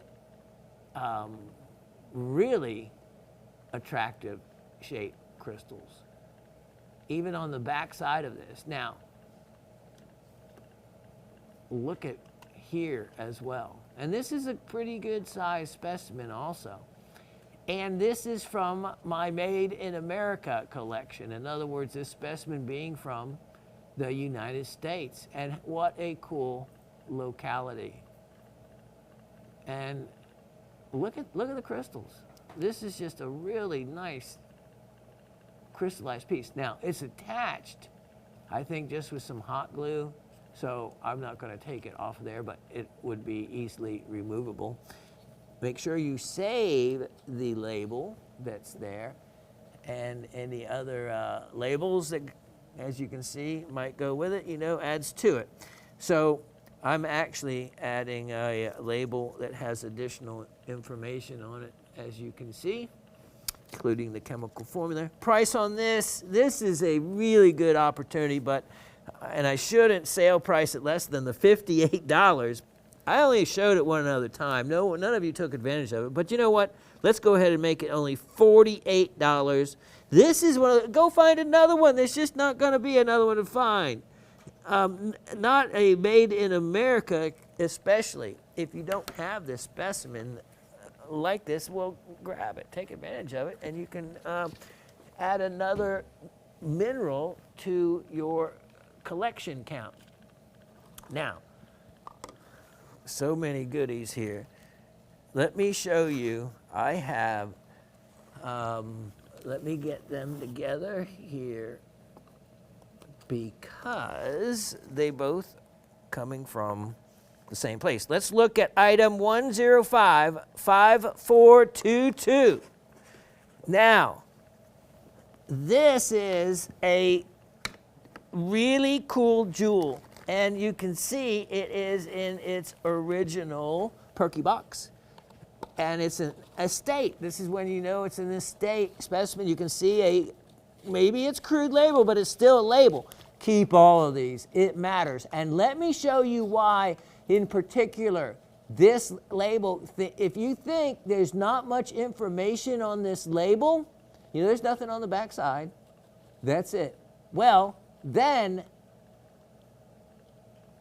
not that you are expected to know this type of geography and political history, but if you notice Sumed, what do we know and associate Sumed with? Well, to one of the most famous mines on the planet, for one thing. But look, it doesn't say Sumed, Namibia. It says Sumed, Southwest Africa. That was the name given to Namibia prior to, I believe it was around 1990. So this label already gives us more information than you thought, because it dates the specimen to being now, older than 32 years. That's a long time ago already. And by the looks of it, I would imagine that it's probably a couple of decades older than that, if not more. And now, let me show you. Let me show you what was inside. Look at this jewel. And this is an oldie but goodie, a Namibian Sumed mine, azurite. But it's not just azurite. There is, and see this dark, for one thing, it's quite heavy, all right, for the size that it is. And look at these azurite crystals all around it. But there's this gray material, and there's been silver found there that looks very similar, as well as discrosite. There needs to be a little bit more work done on investigating what everything else is. But I did some of it for you. Now, you need to listen to my words, because everything may not have been able to fit on the label. Basically, this is azurite, and as we come in closer, you're going to see some stunning crystals of it all the way around it. There's also, look at this light green material. See this? I went ahead and did the investigate. I investigated what it could possibly be. Well, most likely it is duftite, which is a lead copper arsenate. Now remember, the Sumed mine produced so many different metallic ores that for 100+ years, very famous. But it is closed now. It has been closed. So the specimens that have come out of it are over with. What's done and available is out. Okay, look at all these little light, bright green specks. normally you wouldn't give them much attention, but not me. Those are the ones I want to know what they are. And you would too. And I know a lot of you may not have the ability to always kind of discern what something like that may be. So I go ahead and spend on this one particular piece, I put it off inventory until I had a little extra time, because I had over an hour to an hour and a half looking into it totally. All right, the white clear material, this something, look at this, crystals all around, a little bit more common, it's Cerusite. You have heard, and we've sold Cerusite, that's the lead carbonate, okay, the lead carbonate. Look at the malachite, beautiful malachite. Some of the malachite is pseudomorphing over the azurite, in other words, taking over the azurite, and you can see that in individual crystals as you look closely. But look at some of these azurite crystals are simply stunning in, look at that, in their quality and their color and their transparency. Here's this light green material. There's another mineral that some of them could be. See, look at that. Look at that crystal. But some of this, I think, I don't know, might have a silver content in it. I just couldn't spend any more time testing it. All right, here's some more of the Cerusite, the lead carbonate. Now, here is this reddish brown material. If you look under really high magnification, it appears that the crystals look like possible dolomite. So I have listed dolomite because of the shape of the crystals and because the fact that it is found associated in the Sumed mine with these other minerals that you're seeing. Look at these. Look at these crystals of azurite that are just tucked in and around this very metallic type of ore. Not sure what it is though, completely sure. There's some other really good options, but with the weight and the feel of it, silver could certainly, or silver ore could certainly be a possibility, like discrosite, which is a silver antimonide, I believe. Okay. Now, in looking at, see so many of these green areas, there's slightly different color greens. Picture that color green in your head. All right, so that's pretty much like a mint green or lighter green. There is some greens on here, there we go, like that one. Now, in your mind, remember what the color of the other green was. It was more of a mint green. I wouldn't call that mint green, that's more of a yellow green, right? You see the different colors green? I'm pointing that out because there's another mineral that is a possibility, and without having fancy schmancy equipment, I'm going by the crystal and the look of it and the color of it. It is Baildonite,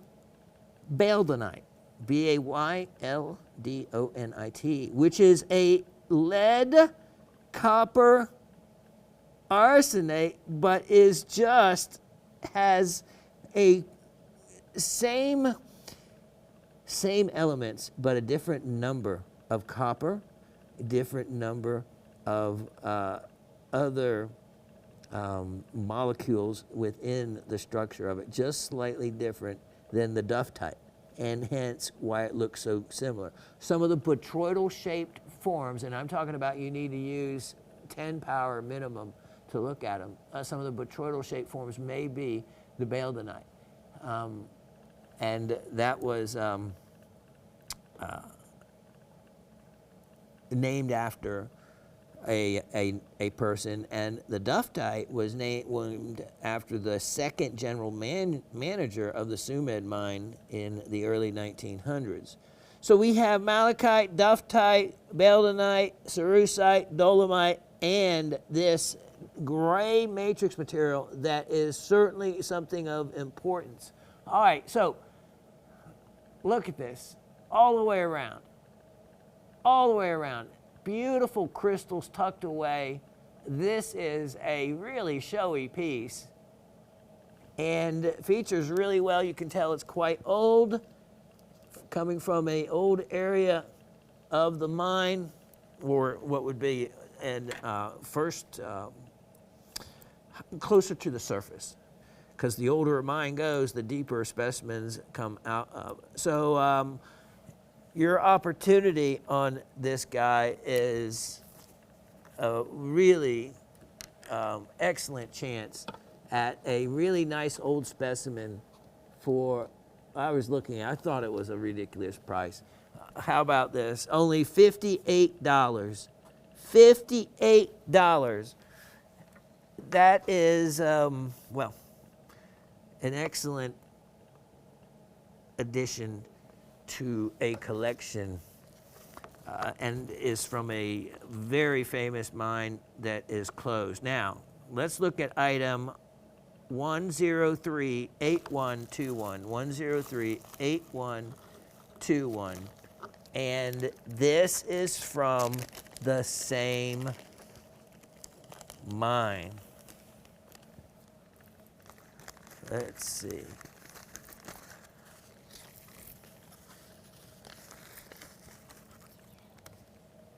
Wow, this is an excellent opportunity. Look at this. Here is a beautiful Namibian Sumed mine dioptase and Cerusite. Again, this is dioptase. And you can tell, look at the size of that crystal by the shape of the crystal as far as what it is compared to, let's say, malachite or something else. Look at this. Wonderful, wonderful. Look at that those crystal shapes to this. I'd exercise caution, of course, because all these things can be fragile. You can see where another large crystal laid right here in this area by the shape there. So, wow, wonder what that was. Look at all these crystal forms.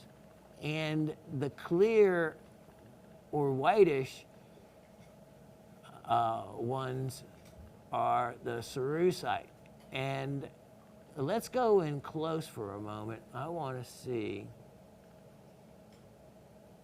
being dioptase, look at that. It looks like there was some etching in this. Something came along and dissolved away some of the other potential minerals, leaving behind the leftover areas that they took up. And a lot of the oxidation could probably be cleaned up. But wow, this is quite unusual. Here we go. I was looking for the Cerusite, and here I just found it right there.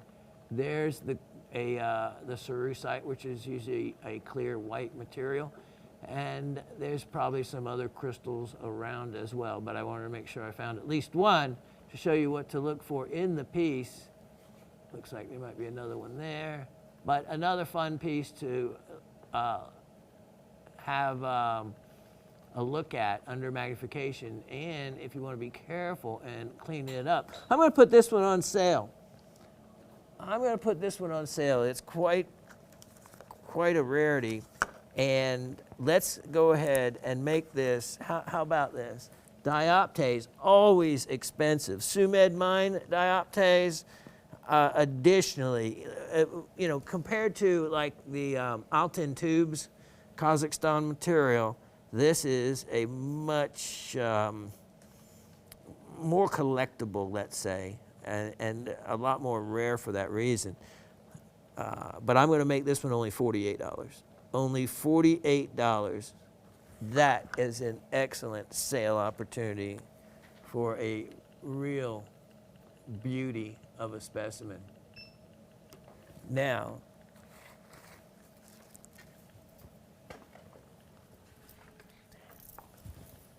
okay, I have another one I want to show you. Let me tuck this one away safely, and I'll be right back to you. The Tantara mine, even though right in the heart of the Congo, where this has come from. The Congo, that's a shortened word for really the DRC. Well, the DRC is really shorter than that, wouldn't it?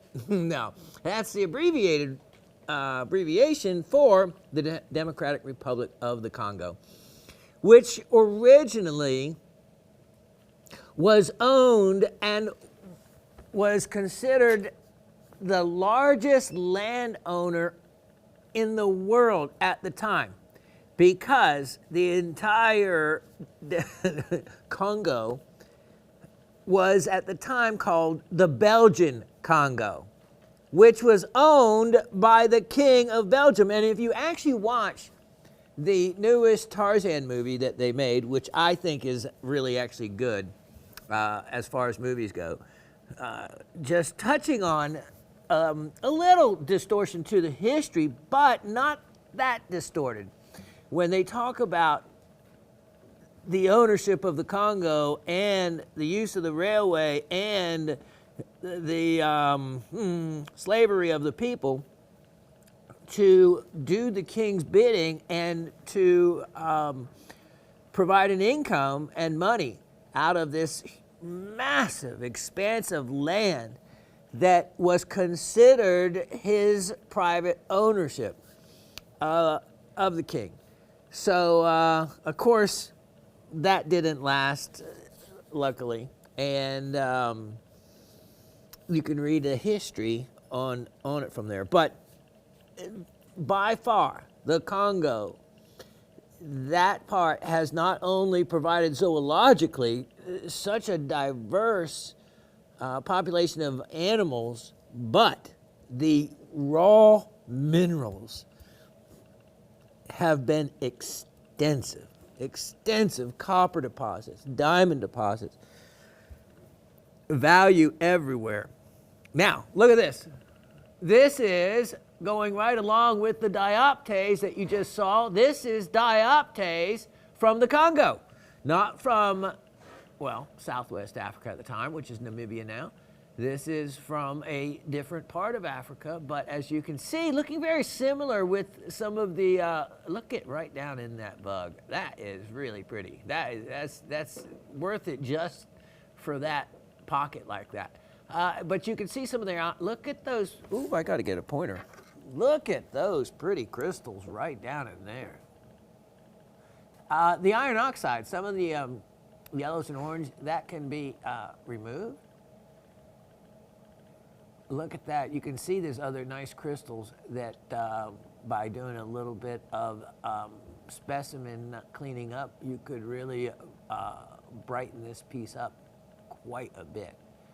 If I did that, that's my time, and time is money, but still, I end up spending all kinds of time and doing things like that because I do it because I enjoy it. Look at down in there. How cool is that? Look at every one of these pockets.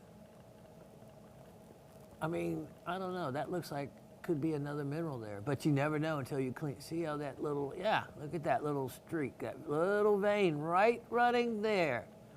Right there, and same type of crystal looking right there. Interesting. Oh, look at that. That's a pretty crystal. All right, so how about this specimen? On sale, ready, set. Look at this. It comes with, it's an estate box and an old-time label. That's how we know. That's how we know.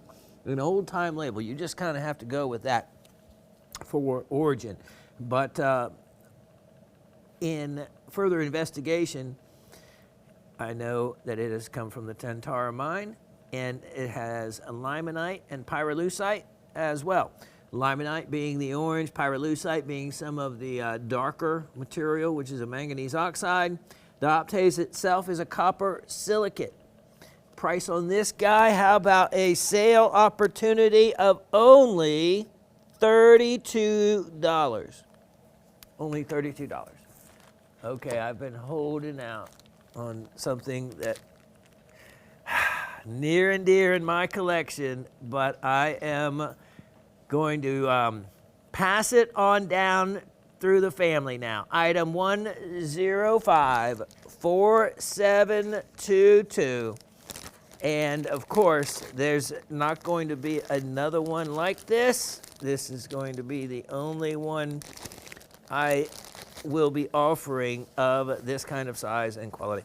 Something all of you have really always treasured and wanted, and that is, look at that. Did I catch you off guard? Well, there's more to it than what you're seeing. This is actually the really fun part to it. This is the skeletal crystal formation 2. Look at this, an ametrine. An ametrine crystal. Now you can see where I've sawn it, and I've done just a spray polish to it to bring out the, the wet look to this. But we're going to explore this for a little bit, because right here you can, for one, see, if we come back from it a little bit, you can see the portion of what would be the 6 sides, and then the interior, the 6 sides to the amethyst color. Now, before we go and put light on this, let's look at the exterior. Now, if you actually look at this, as we come in closer, you're going to see that what you're finding here, I have shown you on other crystals, and you also have to often catch the light off of them to, and I'm going to get that in just a moment so you can see this. All right, so what you have, when they call them skeletal crystal formations, that's oftentimes when you get crystals that grow at different speeds on the exterior of a crystal, and it can either grow along the edge and the rim where it'll grow faster, or you'll get these crystals that just separately grow on the exterior of it. And that's what you're having and seeing here, is a lot of additional crystal growth on the outside face of a larger crystal in itself. And when you look at this, you can just see the faces to the crystals on the side and catch the light on them as well.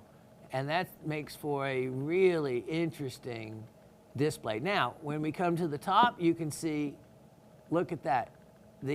Some of the classic, look at those triangles. See, that's what you've seen before when we have featured an ametrine crystal, where you get the alternating triangle shape where you'll have amethyst and citrine. And in ametrine, that is one of the very few instances where you're actually going to get natural yellow citrine, true citrine of its true color,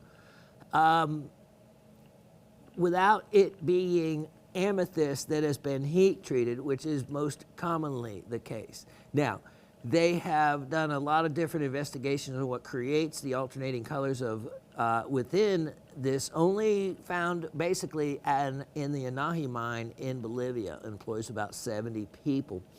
And they think that it is actually that radiation, ground radiation, creates the differing colors in the process of its growth. Now let's put some light on this and show you, there we go, some of the different views that you can actually see.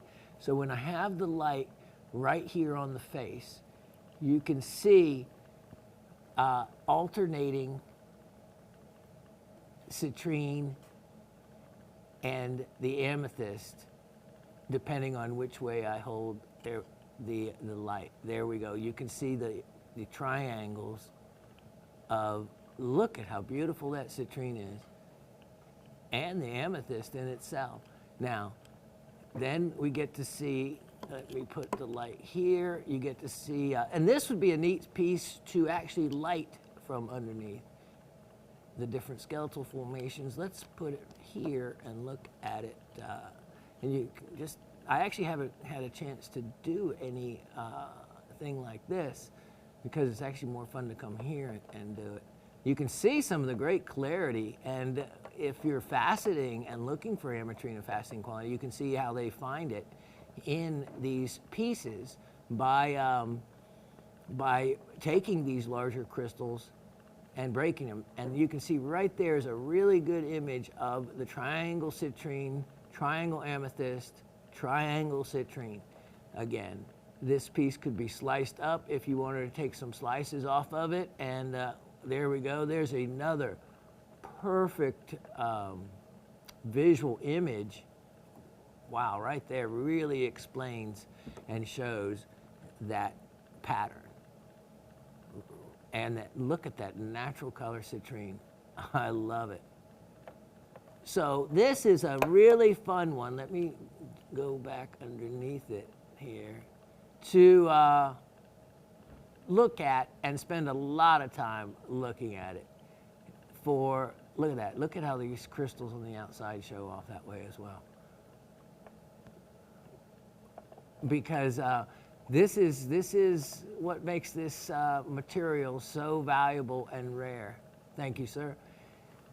Is everything it takes, look at that, to bring you a ametrine that is, the clarity is nice and all. It really takes a lot of material. This is really beautiful because it shows you the formation of it. It shows you the exterior, the interior, the potential additional growth on the exterior that you can get, and the triangular formations from the termination showing off there as well. Really neat piece. And I've priced this to add to your collection because they're just so hard to find at a price that's still affordable. $148. $148. It is 760 carats roughly. 760 carats. You can see the large size that it is. It's a wonderful, wonderful display and educational piece, and something that very few people have in their collection. So take advantage of it because you just can't find opportunities at something like that too often.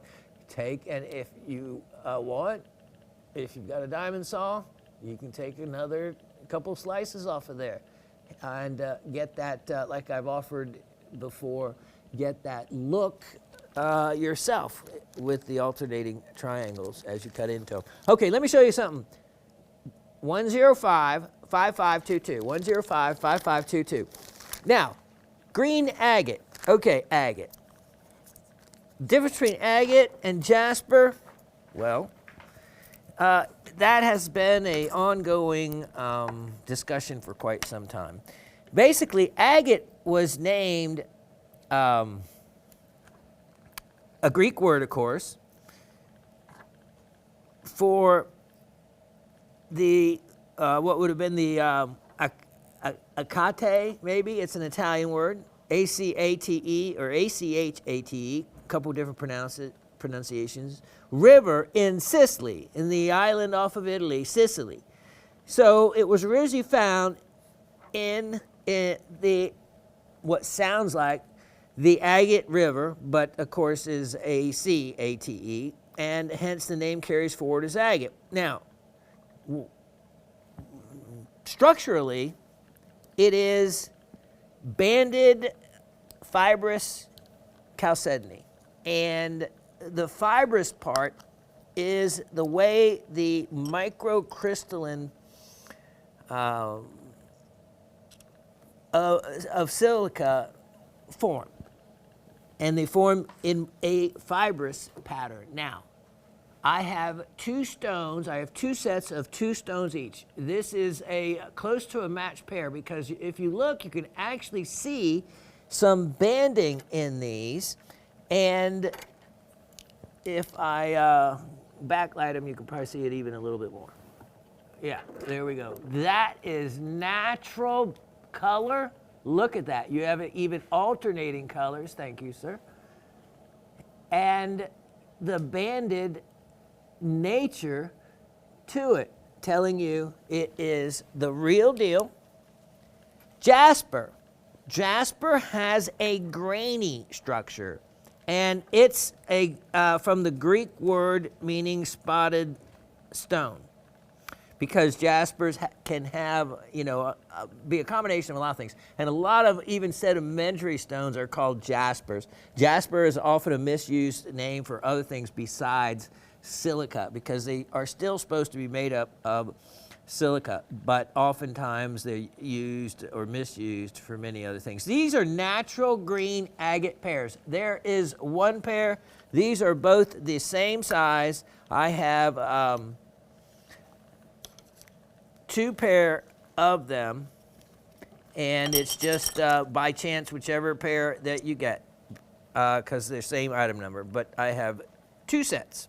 2 sets. Let me show you the other set here, and there's the back, there's the front.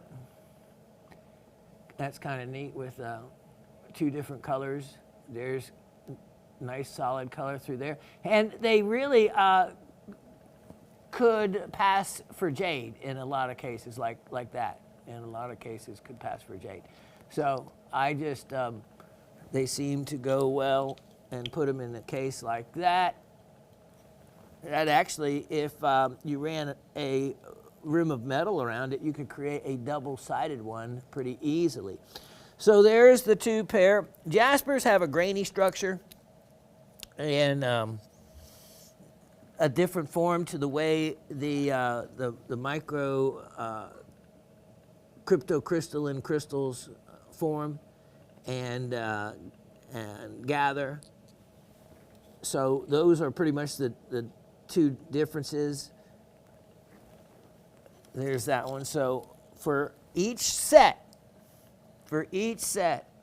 I have a really great opportunity at, wow, how about this? Only $18 for the pair. Only $18 a pair. So $9 a stone, basically. That is a really good deal, because you can, like, I'm sure Anthony's thinking, wow, how long it would take to cut and polish and break down a stone from that size to that. That would take some time. All right, now, always have to keep in mind the time so it doesn't get away from me. Okay, now, let me offer some sale price items. And I cannot believe there's that opal parcel still that no one has taken advantage of. But let's look, and this is an item somewhat similar to what, let's look at item 702117. 702117, and let me see if this comes up right. Look at this. Beautiful ruby in zoisite, Anna King. Look at that. So you had the ruby in the zoisite, and of course we know that this is the black pargasite now. And they were able to carve a dragonfly. And dragonfly is one of those very meaningful animals, or insects, I guess, like the butterfly is to a lot of cultures, and like the lotus flower, because the lotus flower is born from mud. They live in ponds, and from the mud develops this beautiful, beautiful flower. Same thing with the dragonfly larva. The process that it goes through is a very ugly state in the larva form, and then you have such a beautiful, delicate dragonfly that is born from that. So they attribute a lot of meaning to a dragonfly, and same with the process of a butterfly. So this is Anna King, my favorite silver maker and personal friend, and sterling silver. You can see that this snaps on and can be an enhancer. I was just looking at this, and it's actually on backwards, so I can tell someone's been playing with it. There we go.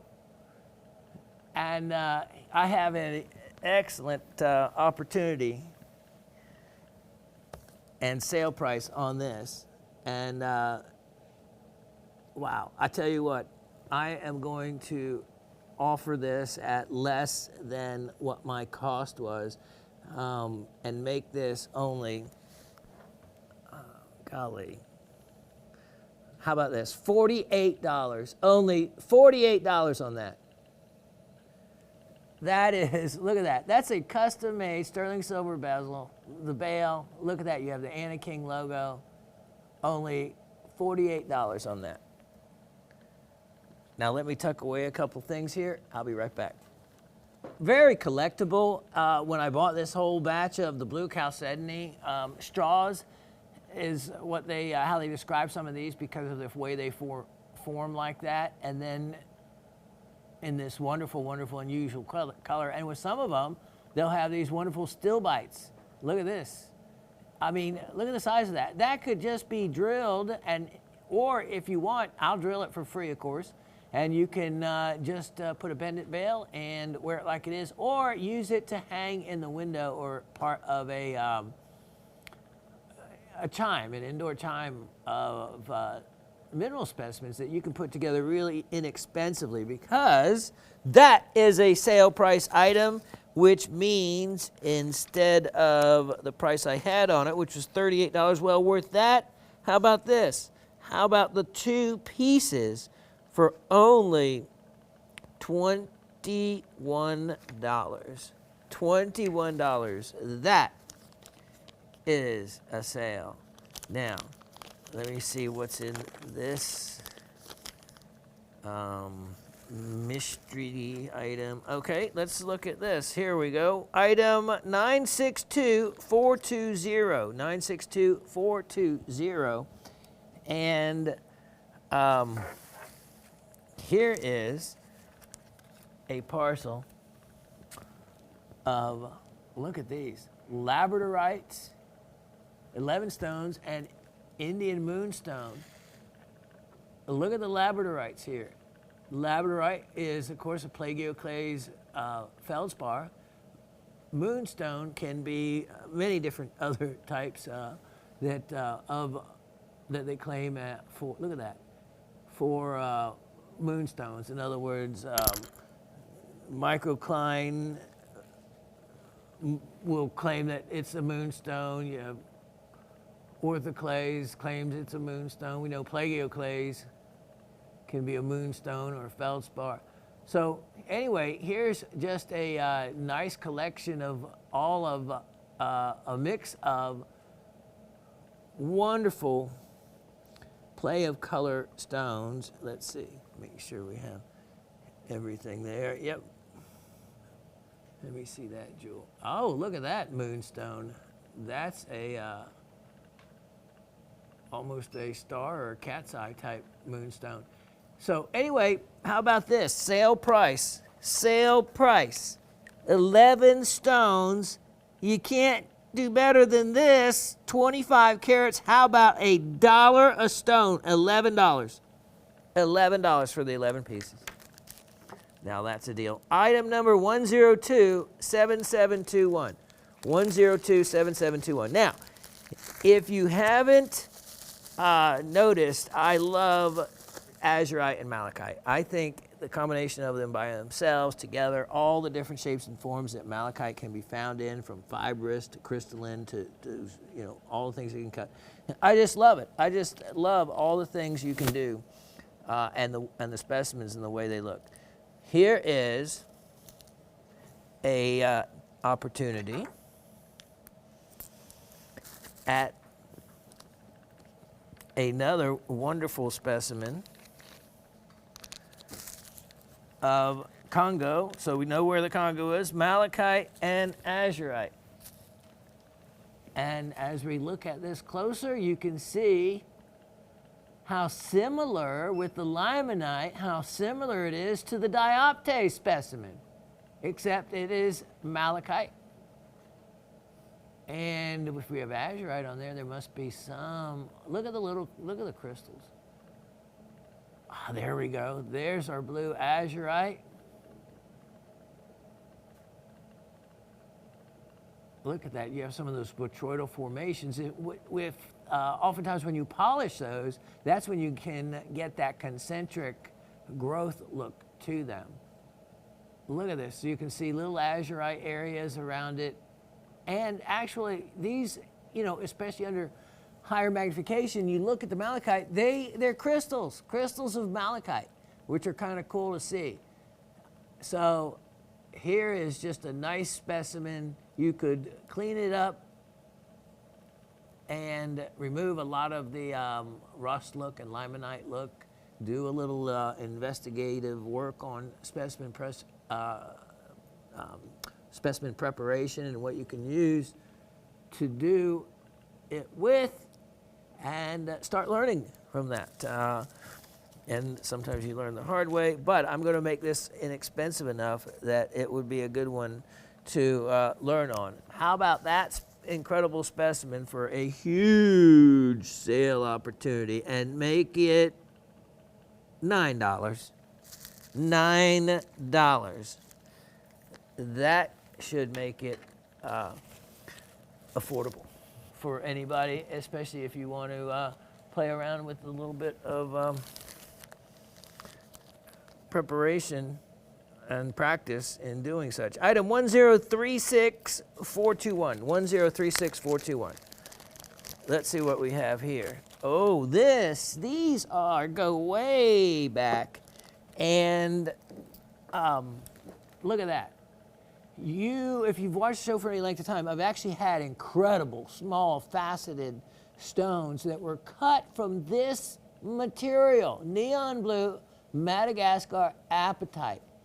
And it was exactly, these were stones, I just took a cut from the material, and so I know that there's facet grade opportunities in this material. They also tumble beautifully. They're soft, so remember, it's not going to take much to tumble them quickly. And actually, I know 4 of you at least have tumblers, because a couple of years ago, I had some brand new in the box tumblers. You never know what I'm going to get.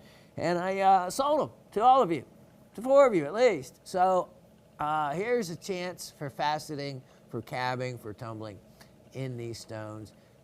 You can see they were mined in the 70s and 80s, long time ago. I know the estate that I got them from and the history there, and you put all the time together and it goes quite a long way back. So here we go. Here's a discounted opportunity once again on this material, and I'm offering the entire parcel, 15.50 carats. If you try to buy this stuff per carat for cutting rough, it's really quite expensive. The whole batch, $18, only $18. Told you we were going to do some sale items, and that is certainly a sale item for something that is very difficult to come by. I can't believe the blue diamond crystals, I still have those, and I marked those so far down, and none of you wanted them. Wow, that is unbelievable. And especially then also my opal parcels. The opal that I offered at the price that I did was one you shouldn't have missed out on, but you did. But I still have them, so if you go back and want them, just call in with the item number. Okay, let me show you. Item 1043821. One of my favorite stones that I always tell you the story about living in the apartment, and it'll always sound the same, and being kind of sad, feeling like I had nowhere to go prospecting, and walked down a little creek with my 4-year-old son right behind the apartment in a very busy area of metro Atlanta. And I didn't find this, but what I did find was kyanite crystals of about 1 inch long. And it really was the shot in the arm that I needed to tell me, and I really think it was the universe telling me that life was going to be all right, that it wasn't as bad as you thought, because I was able to find kyanite crystals right behind the apartment complex I was forced to move into from a very nice home. And yeah, so here we have beautiful quartz intermingled. Oh, let me show you this crystal right here. Look at this crystal. Look at that clarity. Wow, look at it protruding from there. I have not realized that crystal before. How did it even manage to be there without breaking? Look at that clarity. That is worth it for that one crystal alone with that kind of clarity and perfect termination and nothing wrong with it. Look at these other wonderful ones. And then look at the quartz that has grown amongst the kyanite crystals. What a great specimen this is. Wow. All right, and remember it has two polymorphs, and that would be the same formula but different crystal system, and it's silimonite and andalusite. Price on this guy, let's go ahead and sale price it and mark it way down and make it only $18. Only $18 for that. Wow. Let's keep moving on some, let me see behind me. I always forget some of the opportunities behind me. Oh, this one. This is one I couldn't, we both can't believe no one's taking advantage of. 103-8421. 103-8421. And wow, look at this. And this is a bigger version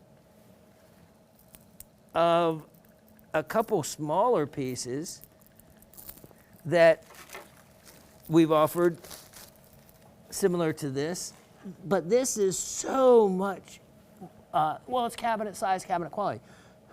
Couple neat things. For one thing, it's in the rest of the information you'll get. It's in the label. It's from the Dreamtime Claim. The Dreamtime Claim. If that sounds familiar, that's a claim that you have seen me offer incredible Amazonite crystals from. So Amazonites in Colorado, in western Colorado, form with smoky quartz and goethite, which you'll see in this specimen. And the other really cool thing is specular hematite. Now, as we give you a tour, there's other things probably to be found on this, but those are the first three that I've discovered. And here we go. When I first saw a number of years ago, look at this, specular hematite in a cabochon, I thought that it was like those copper flake stones that were very popular in the 70s and whatnot, that were man-made. They were supposed to look like sunstones or something, and they were just made with little copper flakes in glass or something, I don't know. Well, that's what I thought was done with the specular hematite, but no. Specular hematite is a completely natural material that, when cut and polished, will produce something very similar, except with little metallic hematite flakes that reflect back, silver-looking flakes. Now look, see these black, darker crystal forms? That is a much better form of goethite than some of the goethite that I have offered you before that can be botryoidal and kind of like limonite, comes off from the fingers. Well, this is a higher grade of it, so to speak. Look at that, even into, look at that, that's a crystal form of goethite. So you have the dark black goethite, the specular hematite, because remember, hematite is an iron oxide, and so is goethite. And so you could easily imagine how they could form together. Look at all the beautiful smoky quartz. Look at this. Look at the specular hematite amongst all of this. This entire specimen, in every way you look at it and turn it, has a wonderful display of some form of crystal or growth that is so attractive. Look at that, look at all that specular hematite. And then the pockets and crystals of, look at that, of smoky quartz with the goethite and goethite crystals even amongst the rest. Look at that. It's really stunning. And to sale price it is a shame but I'm going to. I'm going to make it really, for yeah, what they think of this from the Dreamtime Claim, what they would be actually wanting it from the mine, wow, would be a phenomenally more. It's at the time I was able to get a large purchase of Amazonite and some of this material as well, and it all came together as one batch, and that's how I was able to do it at a great price. Price on this right now, let's do it for only $64. $64. Let's look at item number 1036921. 1036921. We're not going to take this one even out of the gem tube. We're just going to show it to you the way it is. Look at that. Look at how well cut these are. Even the bottom of them. You can see the bottom and the number of facets on them. Look at the top. Look at the brilliance. Look at the brilliance. And to get out of a citrine, quartz, out of a quartz. So here's just a nice mixed parcel that I can't believe I still have. It's 2 carats, and that no one has taken advantage of it, if nothing else, to put next to your citrines that you have in, whether it's be an ametrine or whatnot, just to display the gem tube. Because this is on sale right now for $10. $5 a carat for those quality and cut of stones. Wow. All right, we only have time for a couple more items. It's always difficult for me to figure out what to offer, but I see a serpentine and stick-tight ring that you didn't take advantage of, and I have, this is a fantastic piece. Now, we talk about the manganese oxides. This one is called Salamalane, and it is Greek silos, meaning smooth, and melis for black. So you have a smooth black stone. Allusion to the form and color. Hardness 5 to 6. Look at this. This is some of the best quality of, let me give you the item number, 1045922. Look at that, because it is from the best known mine to produce this material. It's called the Crown of Silver Mine, is where it comes from. The Crown of Silver Mine. And it will produce salamalane that has, when cut and polished, these wonderful rings and these eyes like that. I know Penny has been wanting something like this, and she probably didn't know that I still have it. But she's lucky, because by her waiting is going to allow for this probably to be sale priced at less than it has been before.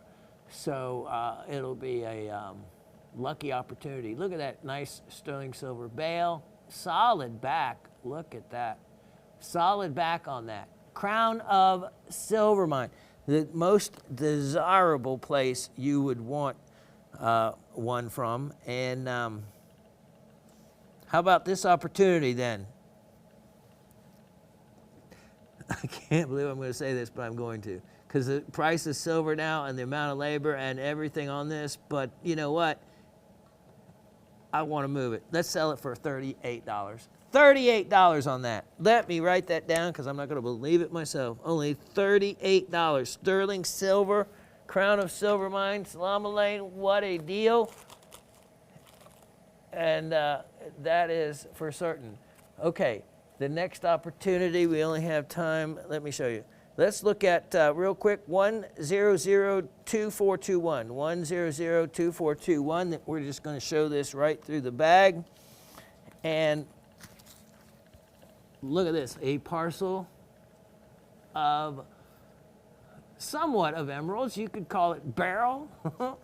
But there has to be at least one stone in there that is going to be worth what I ask for the, look at that. that one right there or that square one right there. What I ask for the entire 5 carats, and let's make it less than it was. Look at that, it was $12. You know what? Which was already really cheap. Let's make it go ahead. $8. $8 for all of them. This reminds me of some footage we watched going back to the early days of gem shopping when we were doing parcels really inexpensive. Item 977720. Let's make this the last item of the show, maybe. Let me see, unless I have, well, I already have something else, but 977720. Here is, and if you can write $9 on that bag. Here is, look at this. We've marked it down and marked it down. Look at these garnets. Actually, last item, since it'll be worth it, let me just take them, show it to you in my hand. Look at these. These are all really nice, nice clarity stones and different cuts. And you can learn how to determine what your garnets are with a magnet, with practicing with different ones if you have enough of them. Look at that. Look at the clarity of these. So Madagascar almandines, 10 carats worth, and let's just do something silly on them. Let's go ahead on faceted garnet. Ready? It doesn't mean that these are really worth the price I'm saying. It's just that happens to mean that I can sell them for that price. $10 for the bag. $10 for 10 carats of faceted garnet. $1 a carat, obviously. That could not be the price, but it is in today's sale pricing opportunity. Okay, I'll be right back with, let's do some trivia.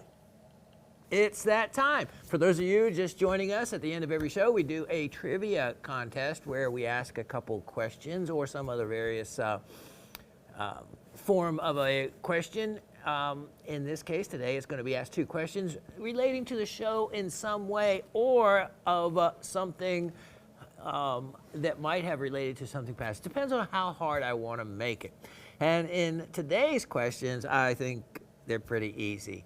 But again, rules of it is you can use your notes, but no fast forwarding or going back and looking. Otherwise known, as Harry would say, cheating.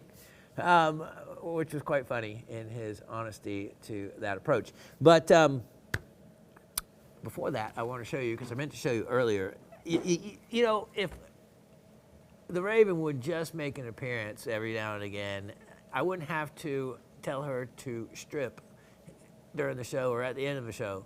So I can show you what she happens to have chosen to wear any given day. Her selection this morning took my flashlight that sits next to the bed to her stand-up jewelry case, which is 4 feet tall or so, to where it is so full that she has to have a flashlight to look in the dark reaches of it. And today, to go with, if she would show her face, which she's actually totally qualified to come straight on air, she's got so much experience here at gem shopping that she's good to go anytime she wants to, but she just won't do it. So I want to show her choice out of her jewelry box. It is a wire wrap. Look at this, and she's a petite little thing, okay? So look at this. That is incredible, beautiful. Let me just make sure you can see it against me. Yeah, you can see it. So that way you can zoom in if you want. Yeah, that is rhodochrosite. Rhodochrosite in its incredible crystalline form where it grows from the middle out.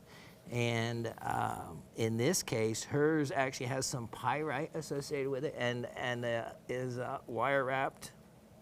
What a great piece. So, and that's just one of many. So, yeah, you should have seen what I forgot to show you what she had on the other day.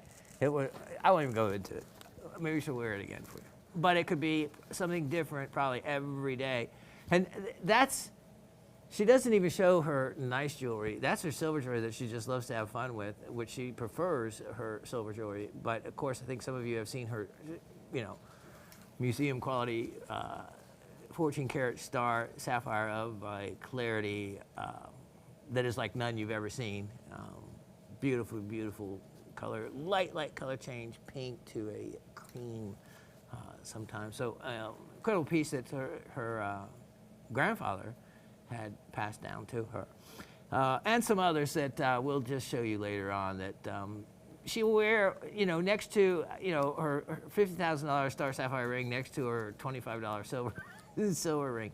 And she actually just says she doesn't even want other people to know what those other jewels actually are, because they don't want her to look at her any different than they already may, as just an old hippie that loves just some silver jewelry, when she was really a trust fund baby and has a small fortune in a few pieces of jewelry. So anyway, yeah, Dave probably summed it up best just a moment ago. He goes, he was listening to us off air and just said, "You two are a riot to watch together." So whatever that means. Okay, now let's get to the two questions. All right, question number one, name 2 zeolite minerals that were shown during the show today. Okay, 2 zeolite minerals. Now, we've covered a lot of the different zeolites.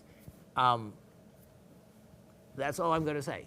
But there were 2. I may not have said that such and such a mineral was a zeolite, but there were definitely 2 minerals or more shown today that were in the zeolite family. One of them you should already definitely know, and that's the only thing that makes it a little harder. The other one, well,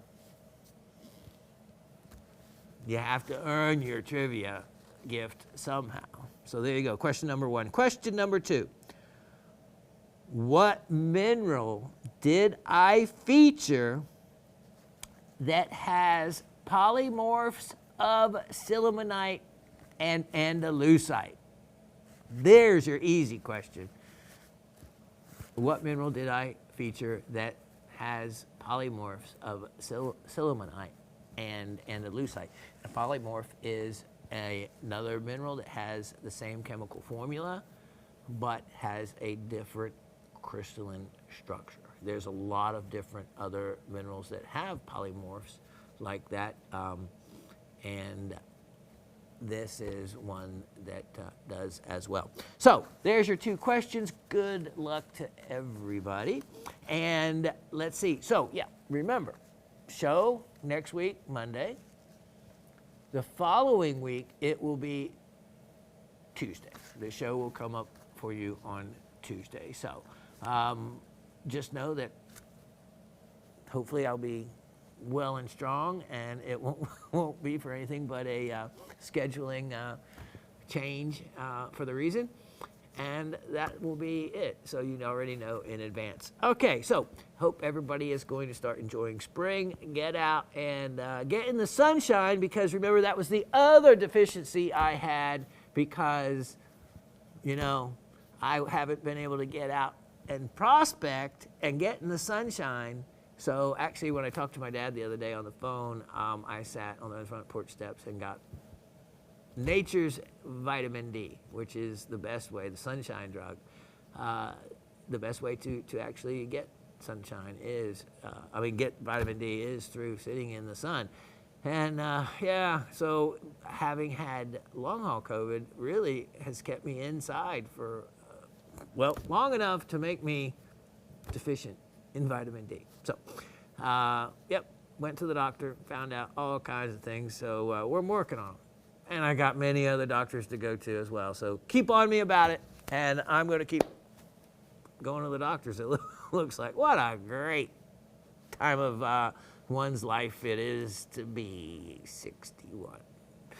God bless all of you. Thanks to all of you again for your kind words, your support of the wonderful, wonderful bunch of people that I have worked with for so very long.